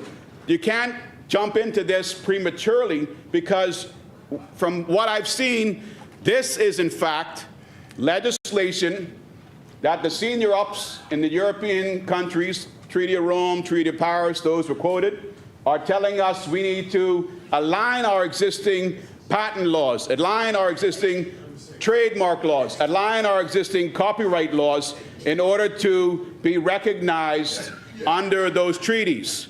So this isn't really anything groundbreaking again. I told you that they've already accepted they're not amending many of the existing provisions under the acts, two at least of which came under the last Christie administration. They're really trying to make sure that they pull up the socks, tighten the ties, and can get additional benefits under treaties that we've signed, Paris, Rome, etc. But it'll be good to hear from one of the members, not just to say why you think you can still patent bush tea despite the provisions under this proposed draft patent bill, why you can patent therapeutic and surgical methods for treatment of humans despite what's under this draft patent bill, but that in fact, before you have it go through committee stage in this honorable House and become law, that you know you are not going to be putting creatives that could come up with great ideas, great concepts, patentable ideas, you're not putting them out of the possibility of obtaining the patent because you made it illegal at this time. Now, Mr. Deputy Speaker, it's always important that we don't simply move forward with laws that foreign bodies are asking us to enter into. Essentially, they're putting a hoop in front of us. We like what's on the other side of the hoop, so we're taking our hands off our kimbo, and we're jumping through the hoop. If we're going to make Bahamians millionaires, Mr. Deputy Speaker, through bush teas and other products, let's make sure we don't unintentionally exclude them from day one. Don't just sit back and allow the Attorney General to tell you this is the legislation, get it through. Okay? Each one of the members of this honorable House should be reading this legislation and questioning this legislation. I'm going to conclude now, Mr. Deputy Speaker. It's always stated by the member for Fox Hill, I see he's in the House now. It's always stated by the member for Fox Hill that the Bahamas has lost out on some of these foreign researchers coming into the Bahamas and finding some type of species or chemical makeup from our coral reefs or from our seabeds, and then putting it in their products and making millions. If that's true, let the Bahamian people know which companies it is, which products it was, and what item it was that was taken out of our country. Because they don't own the right on that microfiber. They don't own the right on that item from the seabed or from the coral reef. They may own the right for its use in the chemical compound makeup of the product that they're producing, but clearly that item, that fiber, that part of the seabed and coral reef has medicinal, economic benefits that may be able to be taken advantage of by other Bahamians now that want to strengthen this orange economy industry. We hear that we've been done wrong.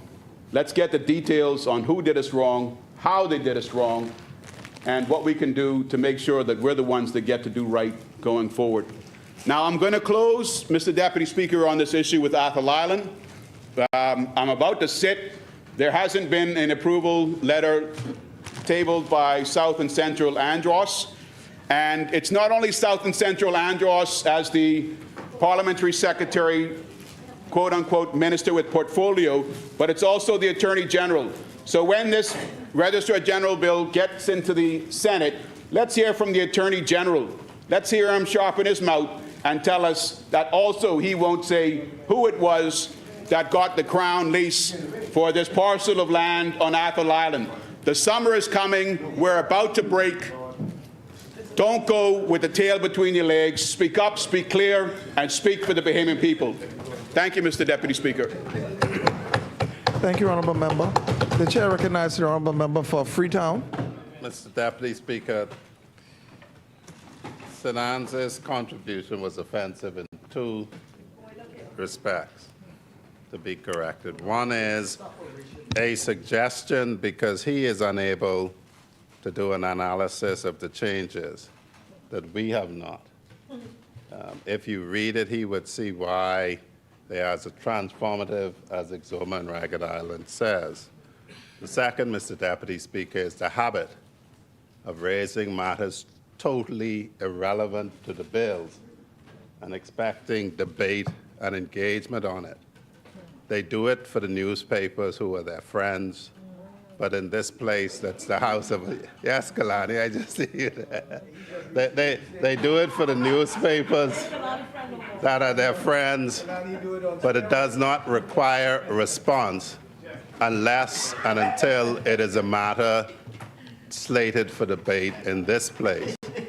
And so it seeks to mislead the Bahamian public that this is a free for all, and it is not. Thank you, Honourable Member. As many, the Chair recognizes the Honourable Member for Angliston. Thank you very much, Mr. Deputy. Mr. Deputy, I am very proud to rise and stand in this honorable House on behalf of the creative, resilient people of Angliston to contribute on this important suite of bills that we are now debating. Mr. Deputy, I would have anticipated my many years in this Parliament, some things are not controversial because they inure to the overall growth and benefit and development and advancement of the people. Put it on it? And so to hear the tone of St. Anne's, who seems almost angry, I could be wrong, and if I'm misjudging him, I apologize. But I'm trying to, what's that? You know, this is legislation which is very important to our people. It's part of a larger picture, an historic picture, a legacy picture of the Bahamian people. It also relates to how we interact with the wider global community with artistic and protected goods and pieces of art, et cetera, et cetera. And so I'm just puzzled why this tone, this approach on something that, in my view, should be non-controversial. So, Mr. Deputy, and on the point that was raised, but all you do is just bring this back. I just want to say that the former that's the tone. I hate to say it like that. The legislation of 2015 was not brought into force because the regulations were never done. And so the Office of the Attorney General, which developed the first draft in the first place, worked with the existing draft or legislation and did some new things in this legislation. They did so because they deemed it more convenient than bringing into force one bill and then adding something else. And so the decision was made to bring a complete overhaul and bring one piece of legislation. It's for efficiency. And it's, oh? So I'm just, anyway, but just to disabuse the misrepresentations, if you look, for example, in the copyright bill, this bill is not just a reenactment of the prior legislation, but it does some important things, which includes clarifying circumstances in which a performer's rights will be infringed. This is important. It's clarifying that. Secondly, it speaks to, in cases before the court related to infringement of copyright, it provides for the power of the court to order the disclosure of information on the origin and distribution of networks of the goods in issue. And so that's the copyright bill. And on the, for example, the patents bill, they speak to what is different in this, which includes the creation of an office of the registrar, of the intellectual property office, and the powers and functions of the registrar. This is groundbreaking. Yes. This is pivotal. This is not business as usual. And this will bring to the fore the focus on the protection of the rights of our creatives and innovators in our economy. And so I say that I am very proud to be affiliated with this debate, Madam Deputy Speaker, because this deals with the vital issue of the intellectual property and creative genius of our Bahamian people. And this is an area, in my view, we have not brought sufficient focus or emphasis. And so today, this will be brought into force. The necessary accompanying regulations will be made. The office will be created. And we will, in 2024, bring the focus and emphasis on our creatives in this country. The bill is about the preservation, protection of our social and cultural reality. This is our individual reality and also our collective identity. So this debate is also about a strand in the economy, which you call the orange economy. And this is still a relatively untapped, vast landscape, but one of limitless potentiality. And we heard some of the names of what is happening even as we speak, even when we do not have the framework, which we will have. Even before all of that, we've seen what Bahamians can do. Can you imagine, Deputy Speaker, when we put in place a framework which incentivizes, protects, encourages this area, what we will see in this country? And this legislation touches and concerns our innovation, our ideas, our creative and dynamic intellectual force. This is a powerful thing of who we are, Mr. Deputy. Who we are is more than just sand, sea, and whatever, or the buildings. The essence of who we are as a people is valuable. It's amazing. And this legislation taps into that concept and that idea. This is so powerful, Mr. Deputy. United Nations defines intellectual property, and I just want to go through a definition. I don't want to stretch anybody unnecessarily, but it calls creations of the mind, such as inventions,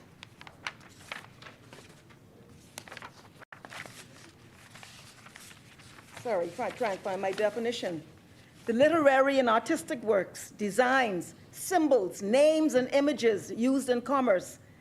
Intellectual property is protected in law by, for example, patents, copyright, trademarks, which enable people to earn recognition or financial benefit from what they invent or create by striking the right balance between the interests of innovators and the wider public interests. The IP system aims to foster an environment in which creativity and innovation can flourish. It embraces economic, cultural, and social aspects, interacting with technology, intellectual property, and tourism objectives. And it goes on and on. And so that gives you an idea of the most incredible range of what we are talking about in this debate. And it's where the intangible becomes tangible through expression. By the Bridgetown Covenant, which was the outcome of the 15th session of the UN Conference on Trade and Development, this is what they said about the creative economy.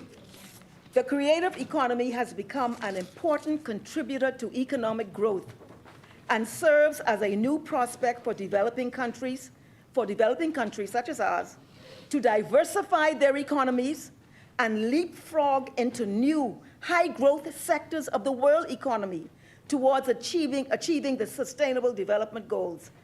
It is thus important to create an enabling environment for the promotion of the creative economy, among others, by encouraging creativity, innovation, and entrepreneurship, supporting the development of cultural institutions and cultural industries, providing technical and vocational training for culture professionals, and increasing employment opportunities in the cultural and creative sector.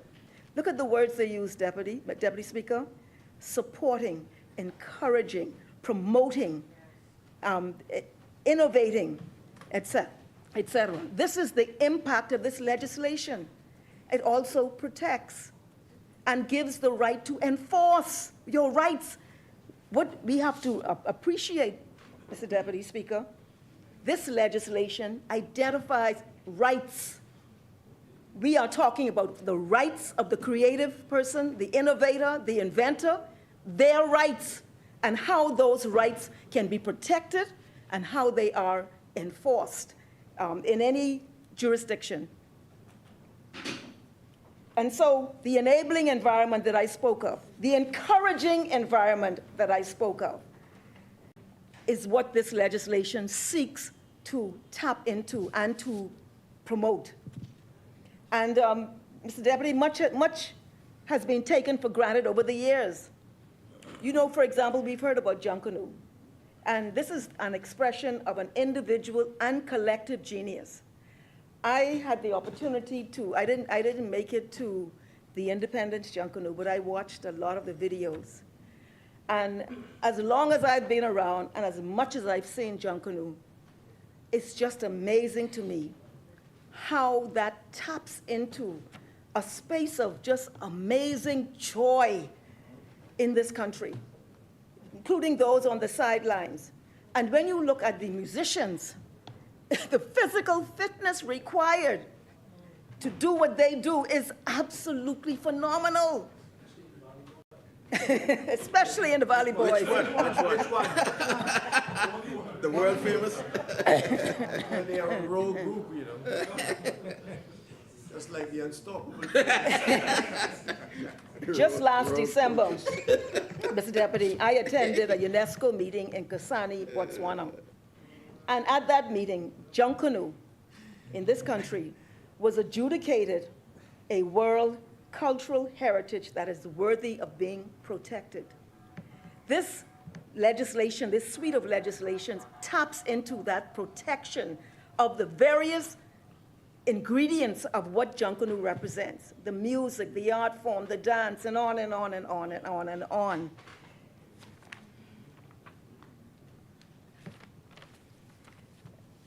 We look at, for example, and I'm talking about how we've sort of been a little slow on this issue. I talk about Junkanoo. We look at red baize. I think the member for Garden Hills talked about red baize.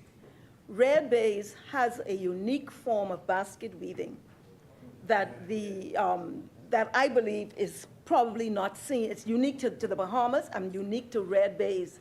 I always remember there was an artisan. His name was Old Iron. Anyone remember Old Iron from Red Bays? Yeah. And he used to build a very, very big baskets, which they said could hold water.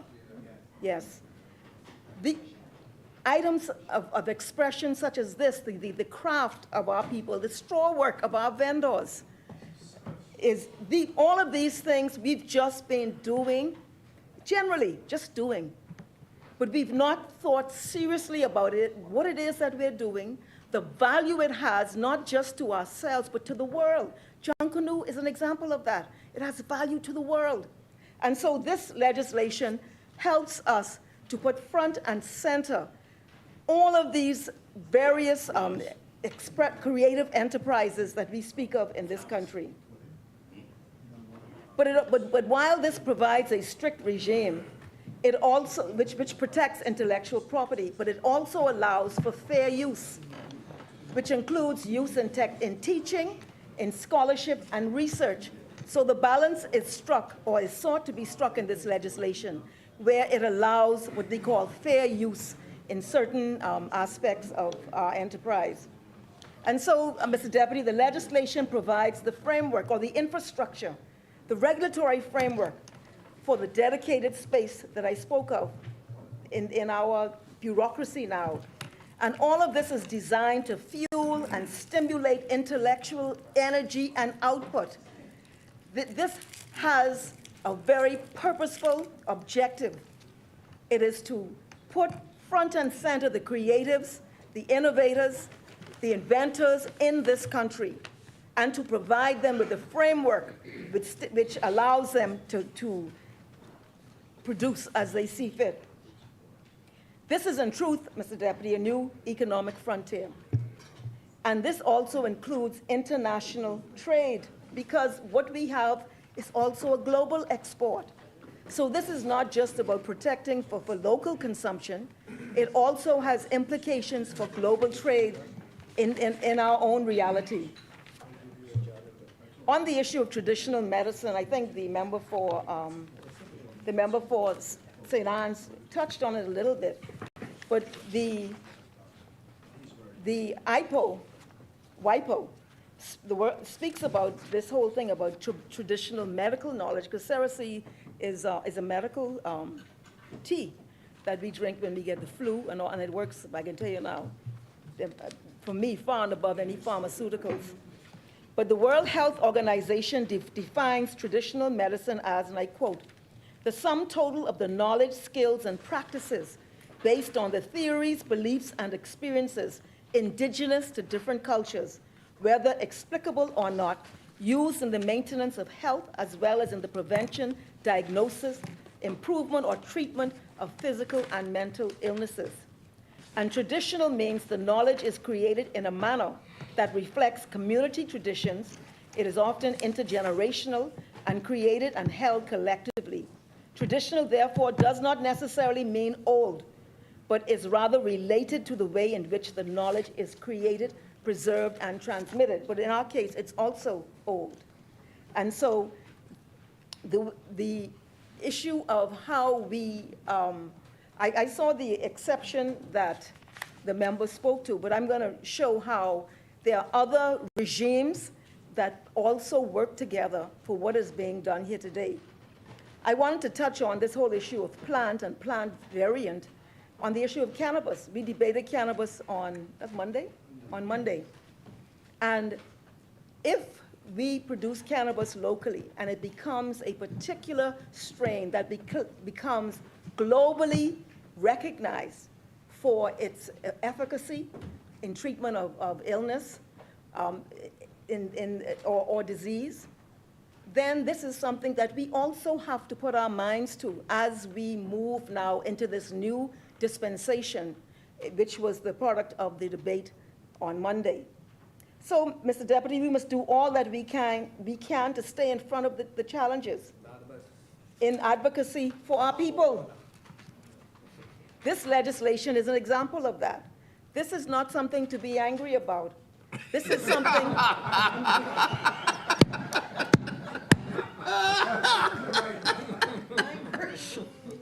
this is about bringing recognition to our creative population.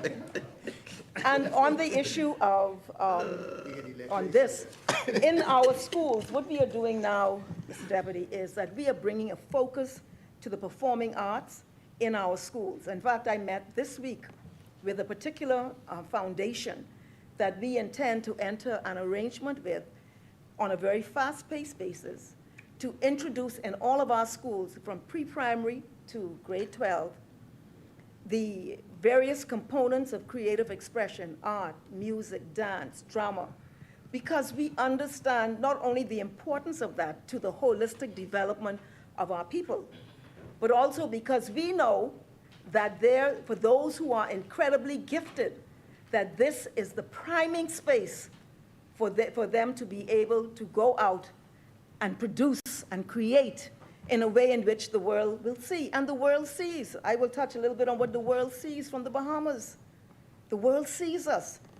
But what is different about what we're doing today is that this is a organized, coordinated, structured, purposeful, deliberate effort now to ensure a regime is put in place to encourage, protect, incentivize, and to allow for huge opportunities for our people in whatever sphere it is that they are interested in that comes within the regime of these legislations. And I want to just veer a little bit, and I think the point was made that these rights and protections are reciprocal. So we can't expect our rights to be acknowledged and respected if we don't do it in our own jurisdiction. And so this is now taking us to a new reality where we bring the necessary respect that is required for those intellectual property protected expressions of our people. On this issue, I want to say that, therefore, policy should also be a companion to this legislation and to the impetus of this legislation. Particularly, for example, you look at our natural resources. And I want to talk about the cruise port. And everyone knows my views on that because I've been more than expressive on that. But you want to hear it? The cruise port is a dock. It's a docking facility. The port is Nassau. The port is Nassau. And I will say no more. The port is Nassau. In Nassau, we have our straw vendors, our taxi drivers, our entrepreneurs. We have this huge, rich, cultural, dynamic, full expression of who we are in the port of Nassau. No, can't have Morgan's Bluff. And so, you know, I heard some talk about some water theme park. Please, please, give it a rest. Give it a rest. Let our people come through your dock. You could make your dock nice, no problem with that. Come into Nassau. Come into Nassau. And so I hope they heard me on that, because that, no, but see, the thing is, that is the cultural reality of who we are is out here. It's wherever you go out here. This is why you come to a people's destination. We're a nation, not just a destination. And so I want to whisper that to them on this microphone. Give it a rest. Good. Yeah, I hope so. Yeah, I hope so. But you know, I don't work for nobody, so I don't have a problem saying what I got to say. That's the good news about me. I don't work for nobody except the people of Angleton and the Bahamian people. And the Bahamian people. But I don't come in here and make no case for nobody like that now. That ain't me, okay? What say you, backbench? And then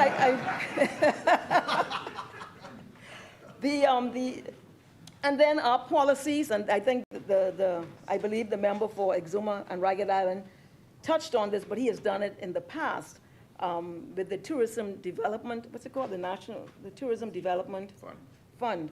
where you are able to integrate into the tourism product more fully all of these things, all of these opportunities. See, that's another thing. A lot of times our creatives struggle for opportunities. It's tough. It's tough. And the pandemic, when there was nothing happening, they really, really suffered. And so this is why today is a celebration for them. And we have to ensure, though, that in our own policy, in our heads of agreements and whatever it is that we do in our understandings, that we ensure that our creatives are promoted, integrated, fully embraced in the tourism product. When we were looking at the airport, the Lyndon Pendleton International Airport, and I did mention that the then opposition boycotted the renaming to that name. I think that the former prime minister said you could name a little terminal after Pendleton, but he didn't think a whole airport after Pendleton. No, man, that was his view. We didn't agree. That's prime minister. But one of the things, That's minister. no. The other one.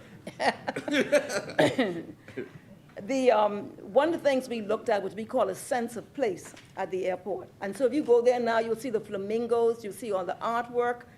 This is the sort of genesis of what we'd like to see across the board in our nation, to celebrate who we are, what we are. And it's really who we are and what we are is not necessarily what some of the things we're seeing right now. And maybe it's because we don't celebrate ourselves sufficiently that we are seeing some of the things that we're seeing. And so, Mr. Deputy Speaker, we have to look at our policies, and we have to protect our patrimony. All of this is related to the same concepts, the wider, broader concepts of what we are speaking to today. It's in the spirit of this legislation, all of these things. And it speaks to our individual and collective relationship to our culture and our economy. And in this way, this expanded understanding is embraced in this legislation. And the member for Garden Hills, I think, spoke about a number of our artists that really, went to the next level. I think of Tony McKay. There will be a man. There was a movie recently called Nope, which was based completely around his song. There will be a man. Ray is in the gallery. I'm going to get to him. I got him here. So, and then you have, of course, we talk about Joseph Spence. He's like the textbook for rhythms for so many artists over the many generations. I think he mentioned he's fella from Andros, the Big Yard. And then Amos Ferguson, who was painting on cardboard with house paint. Someone happened to come across his works, now in the Smithsonian, and also sold all over as valuable pieces of art. I mean, you can go on and on about what we've seen already, but I think what I want to say is the best is probably ain't seen yet, because this is now creating the environment for full creative expression. The member for Foxhill noted that we have in our gallery Ray Munnings, The Beginning of the End.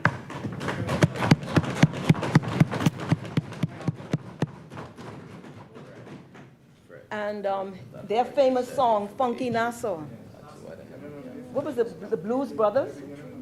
Beginning of the End, Blues Brothers. The Blues Brothers 2000.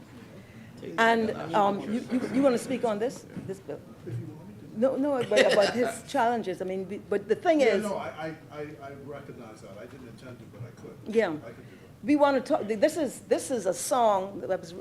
Listen, when I was a student in the UK, and I used to just slip into a little club here and there. I used to hear The Beginning of the End and T-Connections. T-Connections. In Canada and the UK, we heard their music. But the member for Foxhill will speak about the challenges that they would have faced, the beginning of the end, and what this legislation, this regime, this acculturization in this nation seeks to promote for our creatives. And he will speak to that. And so on the issue, the member for St. Anne's asked about who do what and who ain't do what in terms of our natural resources. I just want to read from something here. This is done by Dr. Harmut Meyer in Trinidad, and this was the ABS Capacity Development Initiative. And it points out that in 1983, Bill Fennicle discovered a sea fan off the Bahamas. Yeah. From it, he isolated an agent that acted as an anti-inflammatory in humans. The substance known as pseudoterracin was patented by the university, and the cosmetic rights were sold to Estee Lauder for use in skincare products. In the fiscal 1994-1995, the compound found in our waters was among the university's system's top 10 patent royalty earners, bringing in $680,000. It was no small breakthrough. Here, for the first time, was a scientifically proven marine product. And also related to this is the legislation that was passed under the prior administration, but which we had all supported and were involved in the creation of it. I'm trying to see what it was called. It was to do with the protection of maritime products. Let me find it.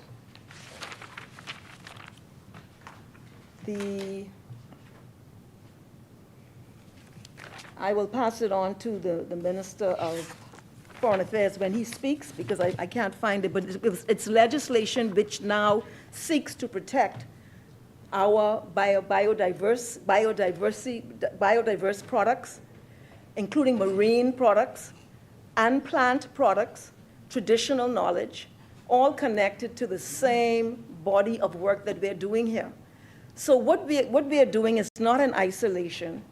It's part of a bigger evolutionary or leapfrog, as was expressed, forward for us in this country in this area of enterprise. And the last thing I want to refer to is this issue of, which is related, and I don't know how much it affects the Bahamas, but which deals with the repatriation of artifacts and artwork. And I went, this has happened over the years, but I went to the most recent thing I could find, which was February of this year, where 7 royal artifacts, which were looted 150 years ago by British colonial forces from Ghana's ancient Asante Kingdom and kept by a United States museum, have been returned and presented to the kingdom on Thursday, the latest of a series of stolen, treasured items being repatriated to several African countries. And then they go into how it happened in the 19th century. It was looted. And it says, after decades of resistance from European and Western governments and museums, the efforts of African countries to repatriate stolen artifacts are paying off with the increasing return of treasured pieces. Activists, though, say thousands more are still out of reach. The repatriation of the artifacts of Ghana, quote, signifies the return of our souls, says Kwasi Ampeni, a lecturer who helped negotiate their return. So what we are talking about today, Mr. Deputy Speaker, is very, very, very important. It is fundamental to our identity. It is fundamental to our economy. It is fundamental to our health, social health, and it is important for the advancement and development of this country. Mr. Deputy, I am so proud to be a part of this effort, and I hope and I expect to see in the way forward, may I have 1 minute, please? Thank you. Policy supporting this regime and giving the resources for creative enterprise, and that we have an atmosphere, an environment of appreciation, acceptance, promotion of our creatives in this country. This is a very important piece of legislation. It is important, as the professor said, out of Africa, to the souls of our people. Thank you very much, Mr.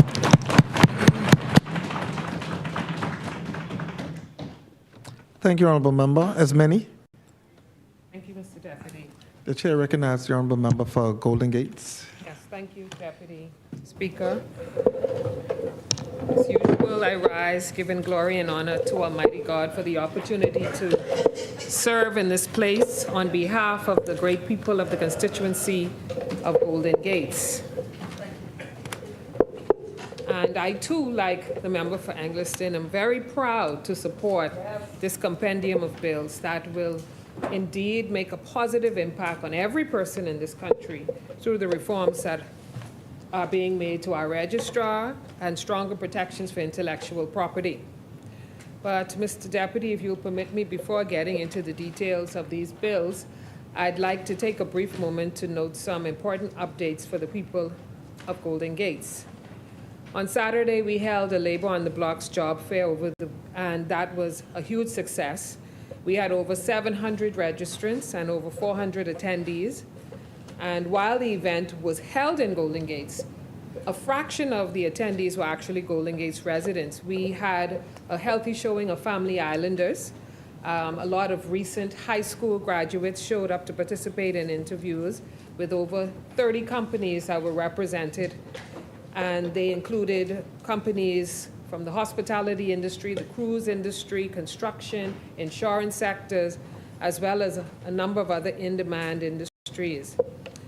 Mr. Deputy, these job fairs are actually an important part of our strategy to drive unemployment numbers down. And in recent years, we've already matched thousands of job seekers with jobs. So this past weekend, while we have added to that number, we saw several attendees who've received job offers on the spot. Others received commitments for second interviews. And I want to take this opportunity, Mr. Deputy, to encourage Bahamians to come out to our job fairs, attend the job preparation and training events hosted by the Department of Labor, and of course to sign up for the Department of Labor's Data Skills Bank, where there are hundreds of jobs currently available. I've said before in this place and elsewhere, Mr. Deputy, that there's no shortage of jobs in the Bahamas. There's a shortage of qualified people showing up to access these jobs. So please don't let that be you. If you are unemployed, if you are considering a change of employment, please come out and you may just find what you're looking for at one of our Labor on the Block's job fairs or on our Skills Data Bank. Mr. Deputy, our exciting Golden Gates Cultural Enrichment and Empowerment Summer Camp started on Monday. This is our third annual camp, following the same format as the previous years. Our attendees, the children who attend, will learn entrepreneurial skills as well as hands-on income-earning skills like craft making. They learn how to create products, they learn about business, and they learn valuable life skills. But they also participate in a lot of fun and enriching group activities, and they get to build their fitness outdoors with our interactive Zumba instructions and Zumba lessons. But my favorite part, Mr. Deputy, is the traditional Bahamian games that they learn and play on their breaks.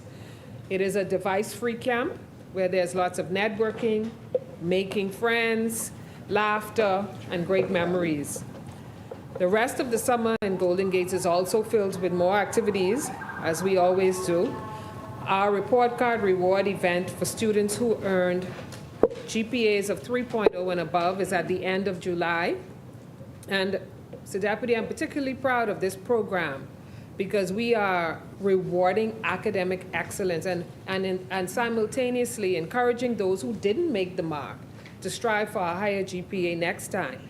And I must say, as a result, many of our children have seen improvements in their grades as they aspire to get that 3.0 so that they can get a free bike, a free hoverboard, or a free scooter.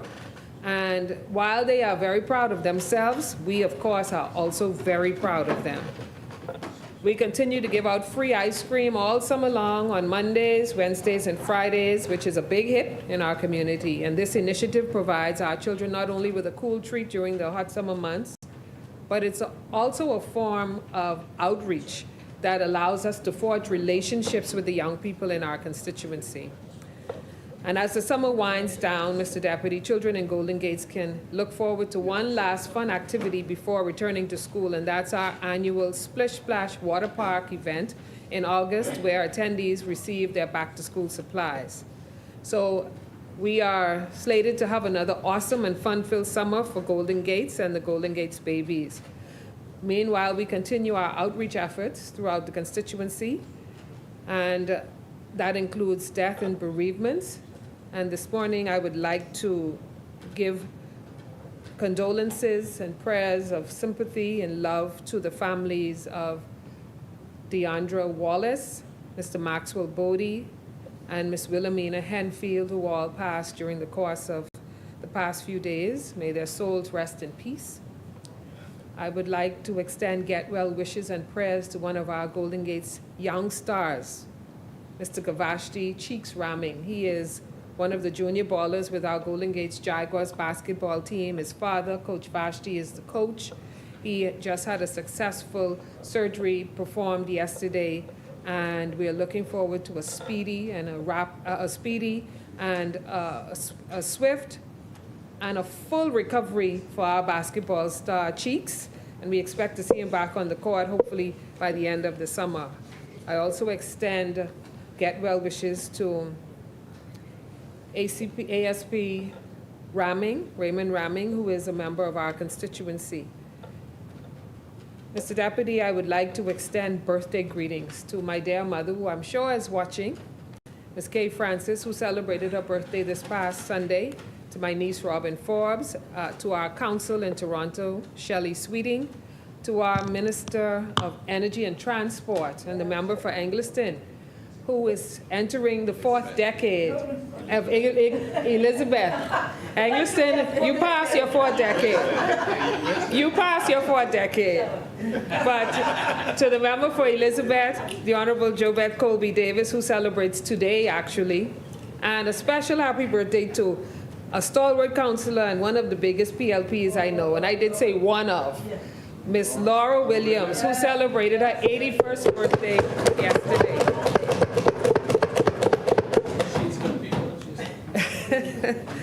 Mr. Deputy, as for the Ministry of Labor and Public Service, I'd like to extend congratulations to 4 exceptional public servants that we celebrated yesterday at a grand retirement luncheon as they embark on their retirements. They are Ms. Veronica Farrington, Mr. Ricardo Gray, Ms. Alda Tynes, and Mr. Franklin Clark.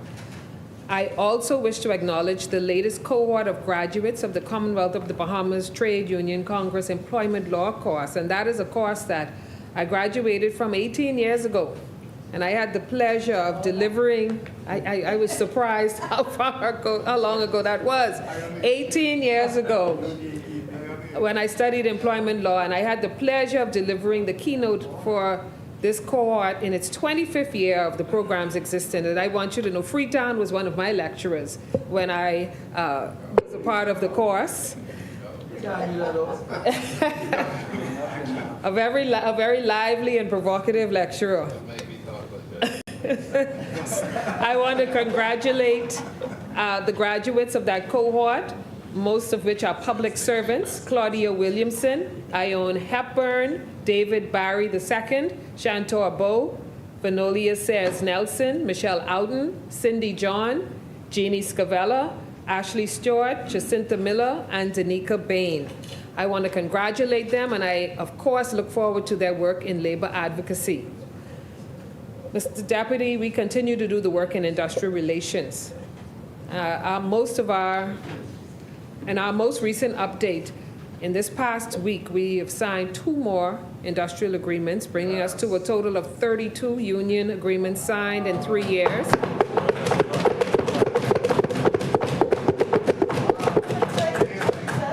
Thirty-two. So we continue to work hard for good labor relations in our country, and while there will always be challenges, we continue to work, we continue to communicate, and we continue to press full steam ahead with our reimagination of labor and public service in our nation. Mr. Deputy, as I reviewed the bills before us today, I was very pleased. Mr. Deputy, I'm a participant in the creative economy. I've worked in the creative industry in various roles ever since I was a little girl. So I know firsthand how important the protection of intellectual property can be for the people who work and operate businesses in our creative sector, having worked with countless creatives over the years. Since 1999, I've been the owner of a talent agency where I've managed models, actors, singers, songwriters, film producers, performing artists, and many other creatives. I've worked with producers, fashion designers, animators, and the bills before us today addresses issues that we have been discussing in the creative community for many years. So in approaching this debate as a policymaker, Mr. Deputy, I'm also wearing my hat as a creative, as someone who has worked in creative spaces and connected personally with creatives on building their careers and harnessing their full potential. I've had conversations with many creatives, but some in particular include award-winning Bahamian rake and scrape artist D. Mac, who I've managed over the years, writer and rapper, and my little brother Rap Kwele, my cousin Judah the Lion, and many others in the creative community. The creative community, Mr. Deputy, is pleased about these changes and the future changes to come, recognizing that this is just the first step in the process to reform our national IP framework. The orange economy is a big deal, Mr. Deputy, and no single organization speaks to that fact more than this Davis administration. Our Blueprint for Change contains an entire section focused solely on the development of the orange economy, and we are making good progress with those goals. As a tourism-based economy, it is absolutely in our best interest to have a successful and growing orange economy. It is our creatives who create the authentic cultural experiences and products that define our tourism product. It is our creatives who tell our stories and make us laugh and cry. They create the Bahamian music that functions as theme songs for the biggest and best moments in our lives. The socials, the events, the weddings, the parties, the backyard grills, the concerts where we enjoy life. And of course, there would be no Junkanoo without our creative sector. Junkanoo is led by creatives and also functions as a gathering point where visual artists, dancers, musicians, choreographers, makeup artists, and designers all come together. Junkanoo is where our country goes to find and showcase the unique talent within ourselves. We're boys and girls in Mason's Edition. You know which group from Mason's Edition? No, let's talk about the Big Saxon Superstars, double champions. Or in Fox Hill and Baintown, or any other community in our country, discover that they are talented dancers, trumpet players, drummers, or costume designers. There are so many contributions that our creatives make to our lives. The children from my camp were influenced. With the preparatory work underway to launch the first ever School for the Performing Arts during this term, we will soon cultivate the talents of even more young Bahamians. As we seek to develop the orange economy, Mr. Deputy, we are expanding the role it plays directly and indirectly in growing our GDP. As our efforts bear fruits, we fully anticipate that the orange economy will play a progressively larger role. So it only makes sense that with our focus on the orange economy, we would ensure that a proper IP framework is in place to protect the creative output of our wonderful creative community. I am far from being the only member of the creative community excited about this development. I have talked to a number of artists, and they are eagerly awaiting these changes. In music circles, intellectual property is a frequent topic of discussion and has been a point of contention for years. We have musicians still performing today who were around when the Walkman and cassette tapes were the new thing on the market. They saw CDs come and go. They saw MP3s become the de facto format for music files, and they saw MP3 players emerge as the next big thing, only to fade away very quickly with the advent of smartphones. They saw expanded access to music thanks to digital platforms like YouTube and Spotify and other sites, which were facilitated by high-speed internet and mobile data networks. Our Bahamian artists, Mr. Deputy, have advanced with the times. Today, they have more ways than ever before to express themselves and share and monetize their music. But one of the things that was always missing, that many musicians, producers, sound engineers, and publishers have lamented for years, was their inability to get royalties when people use their intellectual property. Imagine someone playing your music on stage, on the radio without permission, without any means for you to get compensation. Sometimes it's even another musician performing your music without permission. You may even hear your music being played in the background of an ad on television, on the radio, or social media. And while many of our regional peers may be able to get paid for the use of their music, you, as a talented Bahamian artist, are not able to collect royalties because of an inadequate IP framework. That's not what our artists have to deal with today as a result of this bill, but that is what our artists have had to deal with for decades. I can't imagine, even though I'm very familiar with this, how frustrating it has been to face this problem for years, to hear our artists lament for years with no solutions being brought forward. While I've used music as an example, Mr. Deputy, this also applies to many other creatives, as many of my colleagues have highlighted: story writers, poets, playwrights, visual artists, craftsmen, so many others who have seen their intellectual property infringed upon, but were unable to take proper action to receive compensation for the use of their life's work. If we consider patents and trademarks, then this situation also applies to numerous brand owners and local innovators and inventors. Fortunately, Mr. Deputy, today we are taking the steps towards remedying the state of affairs. And as Exuma and Ragged Island said, this is a big deal, contrary to the misrepresentation by the member for St. Anne's. The Patent Bill 2024, the Copyright Bill 2024, and the Trademark Bill 2024 represent important progress for the protection of intellectual property in the Bahamas. These bills will strengthen our IP framework, moving us towards compliance with CARIFORM, EU, EPA, and WTO guidelines, and paving the way for us to sign on to a number of treaties and conventions that will align our IP framework with international standards.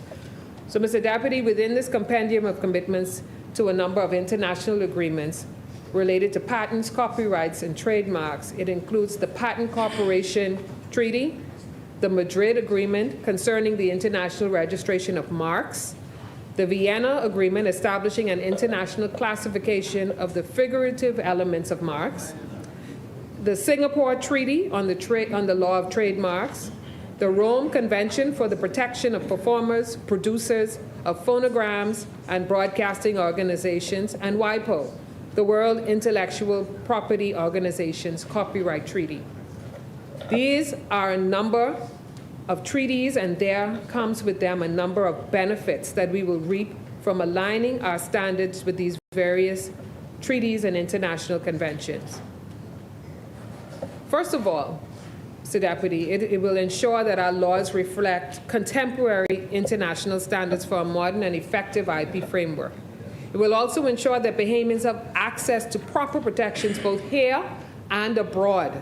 And upon aligning ourselves with these international agreements and committing to compliance with the obligations therein, we must ensure that we all have our ducks in a row for a smooth transition. So this includes ensuring that we have fully addressed the concerns of our local creative sector and have developed solutions for our biggest problems. Many of these changes, Mr. Deputy, will require a lot of focused effort, enforcement, and monitoring, as well as significant investments. So I'm pleased to see that along with making these changes within the law, we are also putting in place a national IP strategy and launching our own standalone IP office and IP registrar that signals to our creative community and to the world our commitment to adhering to international best practices. Having a dedicated office means that we will have staff and experts whose sole focus will be on improving and strengthening our approach. Execution will be everything, Mr. Deputy. So, for example, many creators like the idea of IP reform, but they don't necessarily understand how the identification of infringements, enforcement of the law, and reporting of infringements will take place. They would like to see a streamlined process that empowers them to quickly take action to protect their IPs. Fortunately for them, these bills speak to the protection of rights in various contexts. For example, the copyright bill extensively addresses performers' rights, and this step is being praised by local performers. The creative community is cautiously optimistic that when the time comes for them to take action to protect themselves, they will be met with effectiveness and efficiency promised by these reforms. Mr. Deputy, we can also take a look at the case of trademark laws and Madrid protocols, which we're seeking to sign on to. International applications, Mr. Deputy, can be very technical when applying to multiple countries for trademarks at one time. And it's not uncommon for applications to be struck out due to failure to comply with the criteria. We must ensure, however, that we position even the smallest local brands for success when taking steps to protect themselves, which requires a well-oiled IP framework, as well as the empowerment of local IP talent to steer our brands in the right direction. There are many ways these reforms are taking our biggest IP issues and even more things to consider as we move forward. In any event, it is clear that our administration has taken enormous industry-changing steps in the right direction, but this is just the beginning. So, Deputy, there will be other IP reforms in the works, and we must prioritize our national interests first and foremost and ensure that we put Bahamian creatives, inventors, and brands at the top of our list of priorities. Mr. Deputy, as we advance our national IP agenda, we must continue to consult widely, as we did during the public consultation process on these bills, held from December to March. We must actively include our best and brightest IP minds in these discussions, and I want to personally thank I call them our local IP specialists, Mr. Obi Pindling and Ms. Roger Outen, for their discussions and for all of the work they have done in intellectual property and copyright over many years.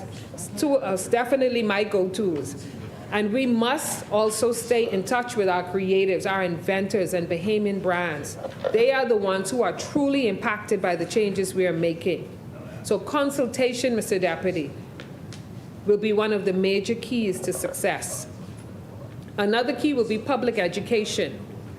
I encourage the new IP office, once launched, to engage with stakeholders, launch a public education campaign, and ensure that our creatives are fully aware and educated on the upcoming changes. While the creative community may have called for changes for years, not everyone fully understands the full implications of these changes, and we must ensure they do understand if we want them to benefit. For example, they must understand the difference between filing for local protections and filing internationally, where they will have to comply with the national standards of other jurisdictions. This requires an airtight application that adheres to the standards for each jurisdiction. Our creatives must be educated on what this process entails. So that leaves an opportunity here for local attorneys to educate and gain clients as well. After all, it's not just the government that will advance these changes. Ultimately, we must all work together for the good of our creative sector. Mr. Deputy, as a creative, I'm excited about our IP reforms. And as a business owner and as a Bahamian, I am really looking forward to the reforms at our registrar. It's no secret that this department has desperately needed reforms. And anyone who has had to toe a line for a birth certificate or a death certificate knows how antiquated the process is. Bahamians have complained for years. Very little was done until now. This Davis administration is fully focused on addressing the long-standing issues while moving this country towards new opportunities. When it comes to the Registrar General's Department, we are embracing modernization with the splitting of the department's responsibilities into 3 separate and distinct entities. We will have the Registrar of Intellectual Property, and we will also have the Registrar of Companies and the Registrar of Records, which are both introduced through the 2 bills before us today. Under the Registrar of Companies bill, this entity will handle the incorporation of new companies, the filing of corporate documents, paying of annual fees, and the printing of certified copies of corporate documents. The Registrar of Records bill, on the other hand, created a registrar of records that will handle the registration of births, deaths, marriages, as well as the administration of deeds, documents, and records. In splitting these entities, we are ensuring that there are specialized personnel and resources to carry out their very important functions. Mr. Deputy, this is critical because literally every company and every person in the Bahamas will be affected by these reforms. Fortunately, our Attorney General, the Attorney General's office, and the team at the Registrar General's office are going about this work in a very thorough, professional, and methodical way. They deserve to be applauded for the work they have done. And after these reforms, many Bahamians will be singing their praises as the long waits and runaround will be a thing of the past. The CARS digital platform, which was launched in June, allows for all company-related registry services to be accessed without having to show up in person. A similar digital platform is being developed for the new Registrar of Records. And this is a major modernization and digitalization effort that will improve the ease of doing business and save time for anyone who has to make use of registrar services. Together, the trifecta of the Registrar of Records, Registrar of Companies, and Registrar of Intellectual Property will make significant quality of life and ease of doing business improvements for every person and every company in this country. And they will soon be joined by the first ever land registry, which already has legislation drafted and undergoing public consultation. Mr. Deputy, the compendium before us today will yield amazing benefits for our nation. I believe every creative, every company, every person born in this beautiful country will come to appreciate what we have done today. Of course, there are still more reforms left to introduce, but we are off to a great start. We still have a lot of work to do for implementation of these changes, and I'm certain that we will keep this positive momentum going. As I close today, Mr. Deputy, I encourage all Bahamians to inform themselves of the upcoming changes. For creatives, inventors, and brands interested in the IP reforms, I invite you to visit ipbahamas.gov.bs, where you can learn about our approach and what is planned for the future. If you are interested in the Registrar General changes, stay tuned for future announcements as we prepare to launch these 3 new entities. This compendium, Mr. Deputy, has my unbridled support as much needed updates to our IP and registrar framework that will modernize our processes and systems for 21st century success. Mr. Deputy, I thank you, God bless you, and God bless the Commonwealth of the Bahamas. Thank you, Honorable Member. As many, the Chair recognizes the Honorable Member for Kalani. Thank you, Mr. Deputy. Mr. Deputy, I only want to make a statement because I have a matter I deal with, and therefore I would not be here. But I want to, at this point in time, extend a happy birthday greeting to the member for Elizabeth, JoBeth. No, I don't need that. Who's celebrating her birthday today, wherever she may be. I wish her the best, and I hope she enjoy it. And I hope she is seeing me wherever she may be, wishing her a happy birthday. Thank you, Honorable Member.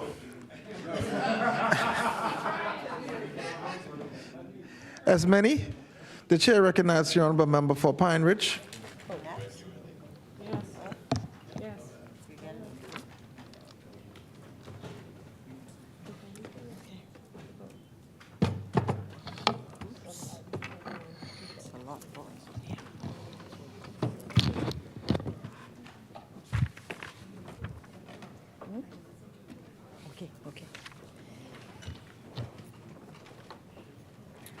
Deputy Speaker, I'm honored to rise once again on behalf of the residents of the great constituency of Pine Ridge to contribute to the slate of intellectual property bills before this honorable House today. Every opportunity I have, Mr. Deputy, I recognize that I am here to continue to fight for the people of Pine Ridge, whom I am privileged to serve, as well as the wider Grandmama community, and by extension, people throughout the length and breadth of the Bahamas. Before I begin my brief contribution, Deputy Speaker, I extend sincere condolences to the family and legal community of Grand Bahama on the loss of attorney Carlson Sherlin Casey. Mr. Sherlin's legacy as a noted attorney and contributor to the Grand Bahama community will live on. I was also very saddened to hear of the passing of my birthday comrade and constituent of Pine Ridge, Mr. Leonard Bain, who I had just visited with a yellow rose and a gift 2 weeks ago for his 72nd birthday and my 50th birthday. To Dorothy Bain and family, the Pine Ridge team is praying for you and will be there with you. Now to the bills. Mr. Deputy, while separate in their own right, the Copyright Bill 2024, Patents Bill 2024, Trademarks Bill 2024, Registrar of Companies Bill 2024, and Registrar of Records Bill 2024 are all interconnected and indeed revolutionary. The collective impact of these 5 bills will be far-reaching for Bahamians from Grand Bahama in the north to Inagua in the south. Deputy Speaker, this action-oriented Davis Cooper administration is yet again fulfilling a pledge made in our Blueprint for Change to incentivize creatives to obtain intellectual property for their creations. These bills are key ingredients to making this happen and a catalyst to creating new economic model for culture and the creative industry in the Bahamas, whilst leveling the playing field to ensure greater equity for Bahamians. These bills, Mr. Deputy, outline the framework needed to support, protect, and sustain the creative, innovative works of Bahamians, those whose livelihood depend on creative industries, and those who for years have agitated for more legislation to be enacted to protect their source of income. According to estimates from the Inter-American Development Bank and UNEXO, 3.1% of the world's gross domestic product and 6.2% of employment worldwide is produced by the cultural or creative industries. This orange economy, as it is called, creates a high rate of GDP growth, added value to the economies, and is an important job creator. The IDB says the orange economy, also known as the creative economy, encompasses the raw materials from creativity, arts, and culture. It involves an immense wealth of talent, intellectual property, interconnectedness, and cultural heritage. It covers a range of opportunities across the arts, heritage, media, and creative services, and operates directly as a creative value chain. The creative economy embraces the visual arts and again is a significantly growing contributor to GDP and to business and employment in countries. Deputy Speaker, as a creative enthusiast myself, these bills protect so many elements of the orange economy that have hindered the possibilities of the power of what our own culture represents. The way our Junkanoo culture can drive exports in music, costumes, and art. How our rake and scrape is one of the finest depictions of folklore and folk art and should be safeguarded for its intangible cultural heritage. And as a certified event specialist, leading the charge for Grand Bahama as home of events and entertainment and innovation, and one who recognizes the power of events, there's nothing that brings all aspects of the creative industry, orange economy together like major cultural events.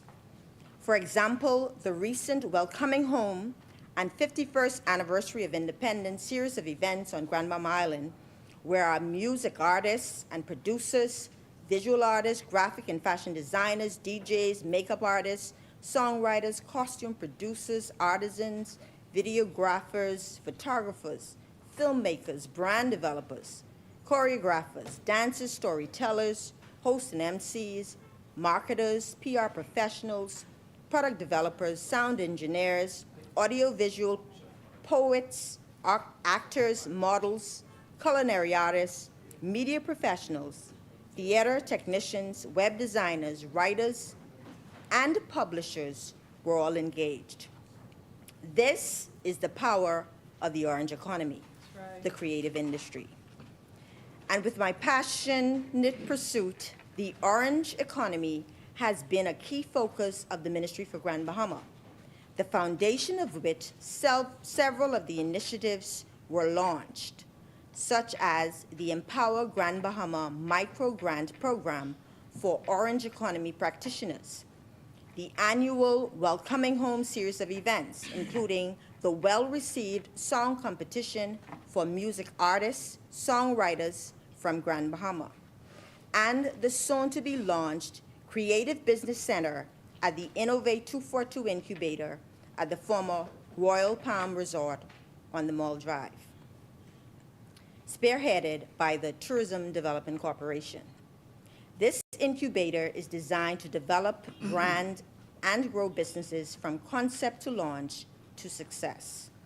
And this involves the full gamut of resources offered by creative professionals, from writing a business plan to truly branding your business and not just a logo, to your own brand and photo shoot with perfectly curated marketing strategies, just to name a few. Mr. Deputy, as the member for the Exumas and Ragged Island referenced earlier, Innovate 242, of which I chair, to propel the Bahamas as the center of innovation for the Caribbean and for Grand Bahamas Center for Sustainability, we will herald in a new era for the creative industry with digital nomads, innovation hubs, incubators, and an innovation fund to empower our people in the orange economy. As announced in this honorable House during the budget communication, the Innovate 242 Incubator for Grand Bahama will become a twofold model incubator. It will incubate Grand Bahamas Center for Sustainability to drive research and development of revolutionary inventions in climate change, resiliency, adaptation, mitigation, and sustainable master plan development.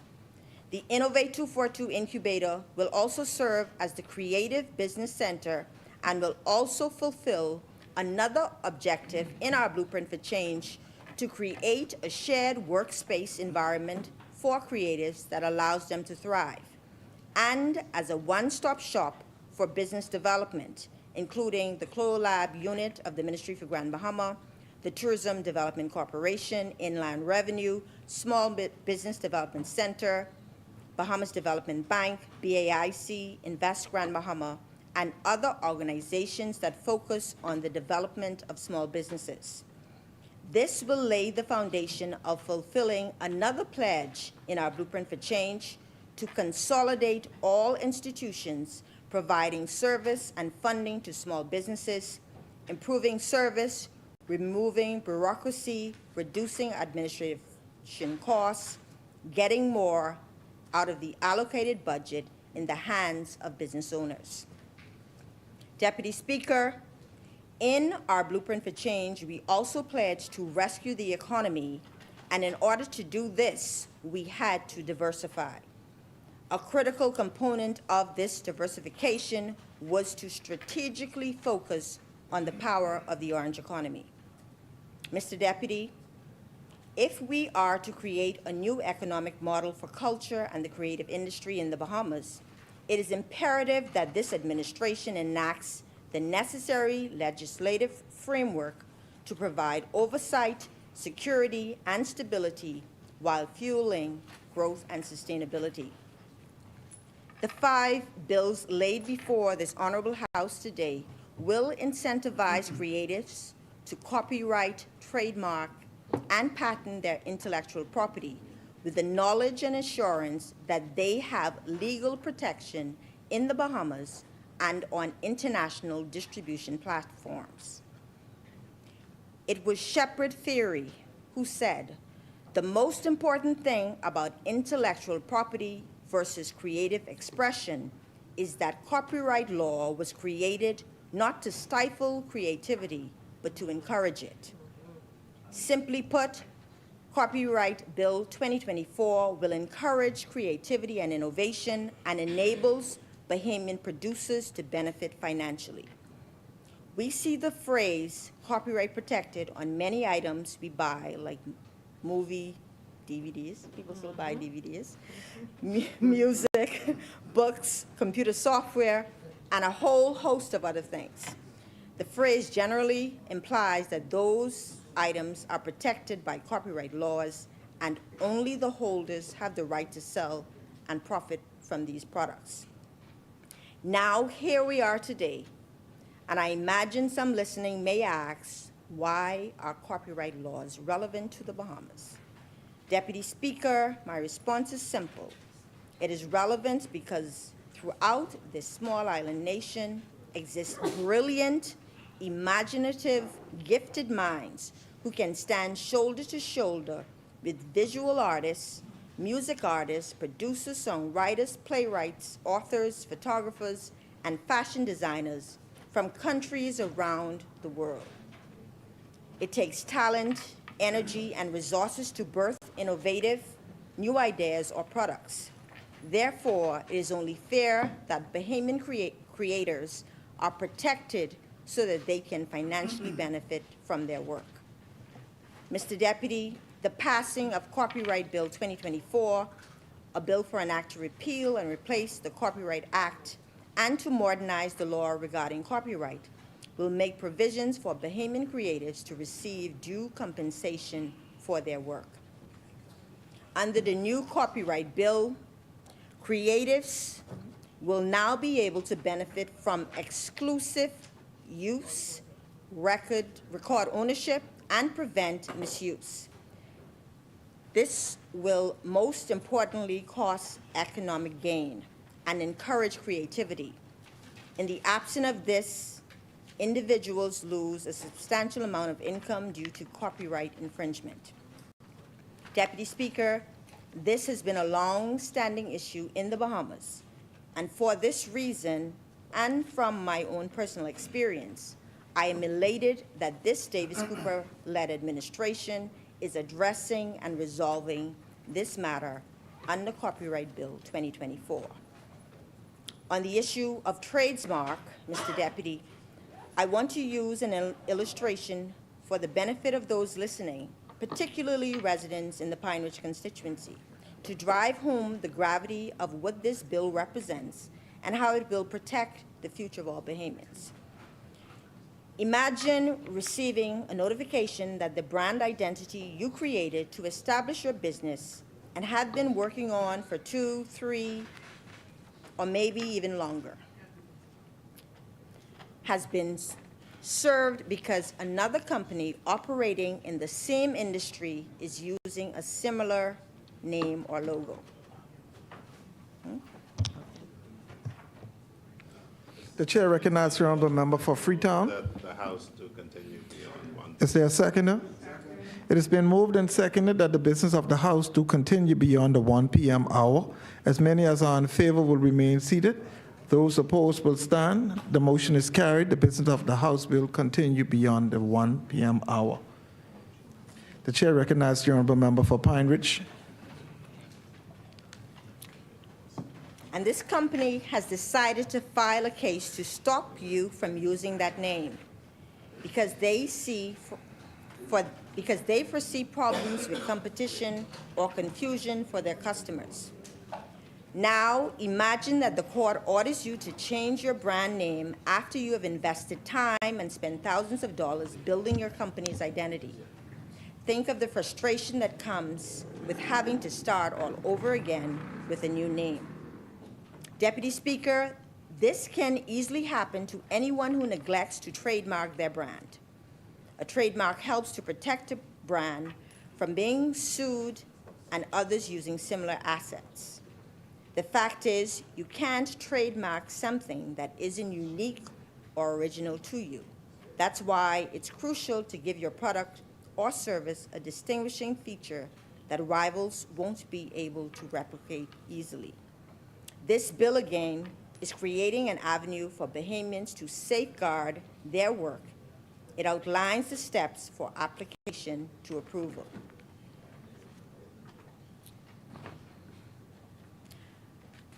Deputy Speaker, as I said before, through separate and equally distinguishable on their own, these 5 bills are interconnected.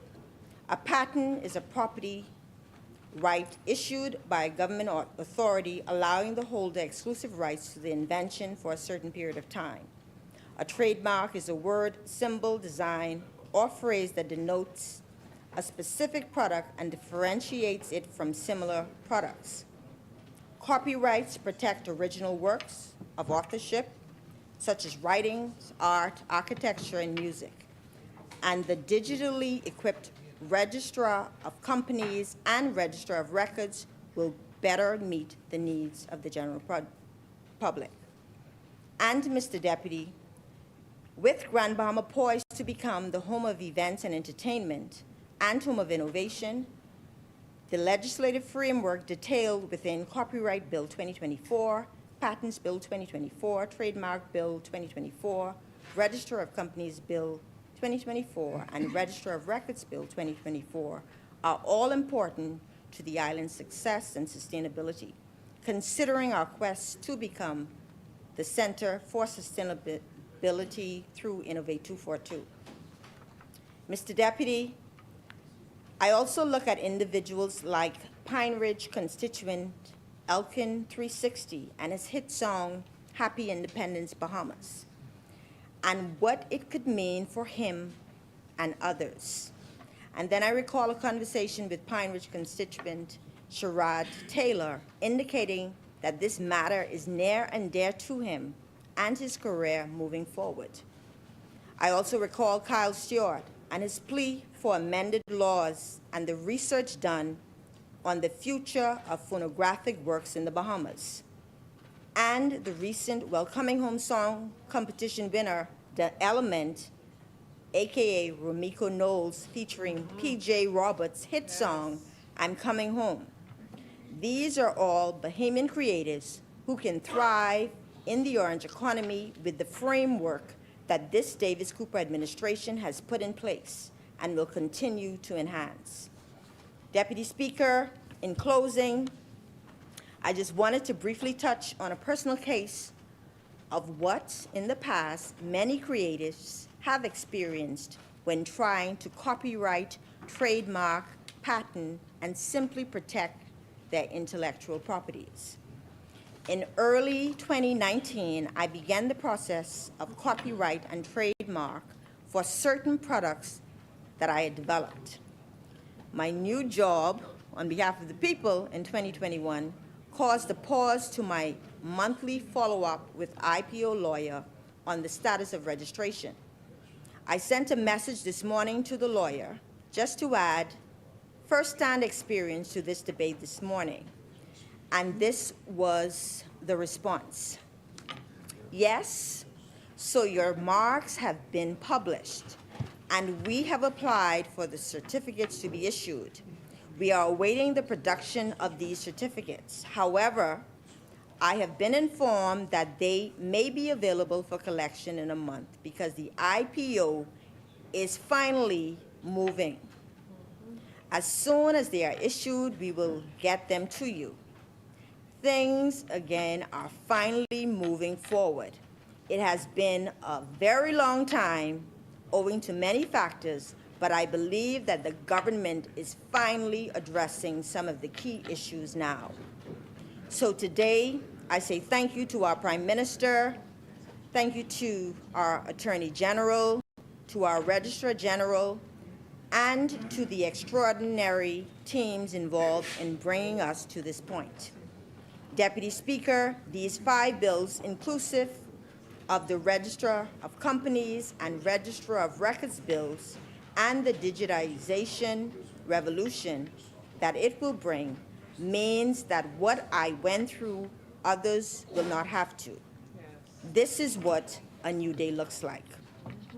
Mr. Deputy, each of these intellectual property bills are the essence of a new day. A new day to not simply recover and rebuild, but to also revolutionize, to empower, to transform, and to positively impact the lives of our people.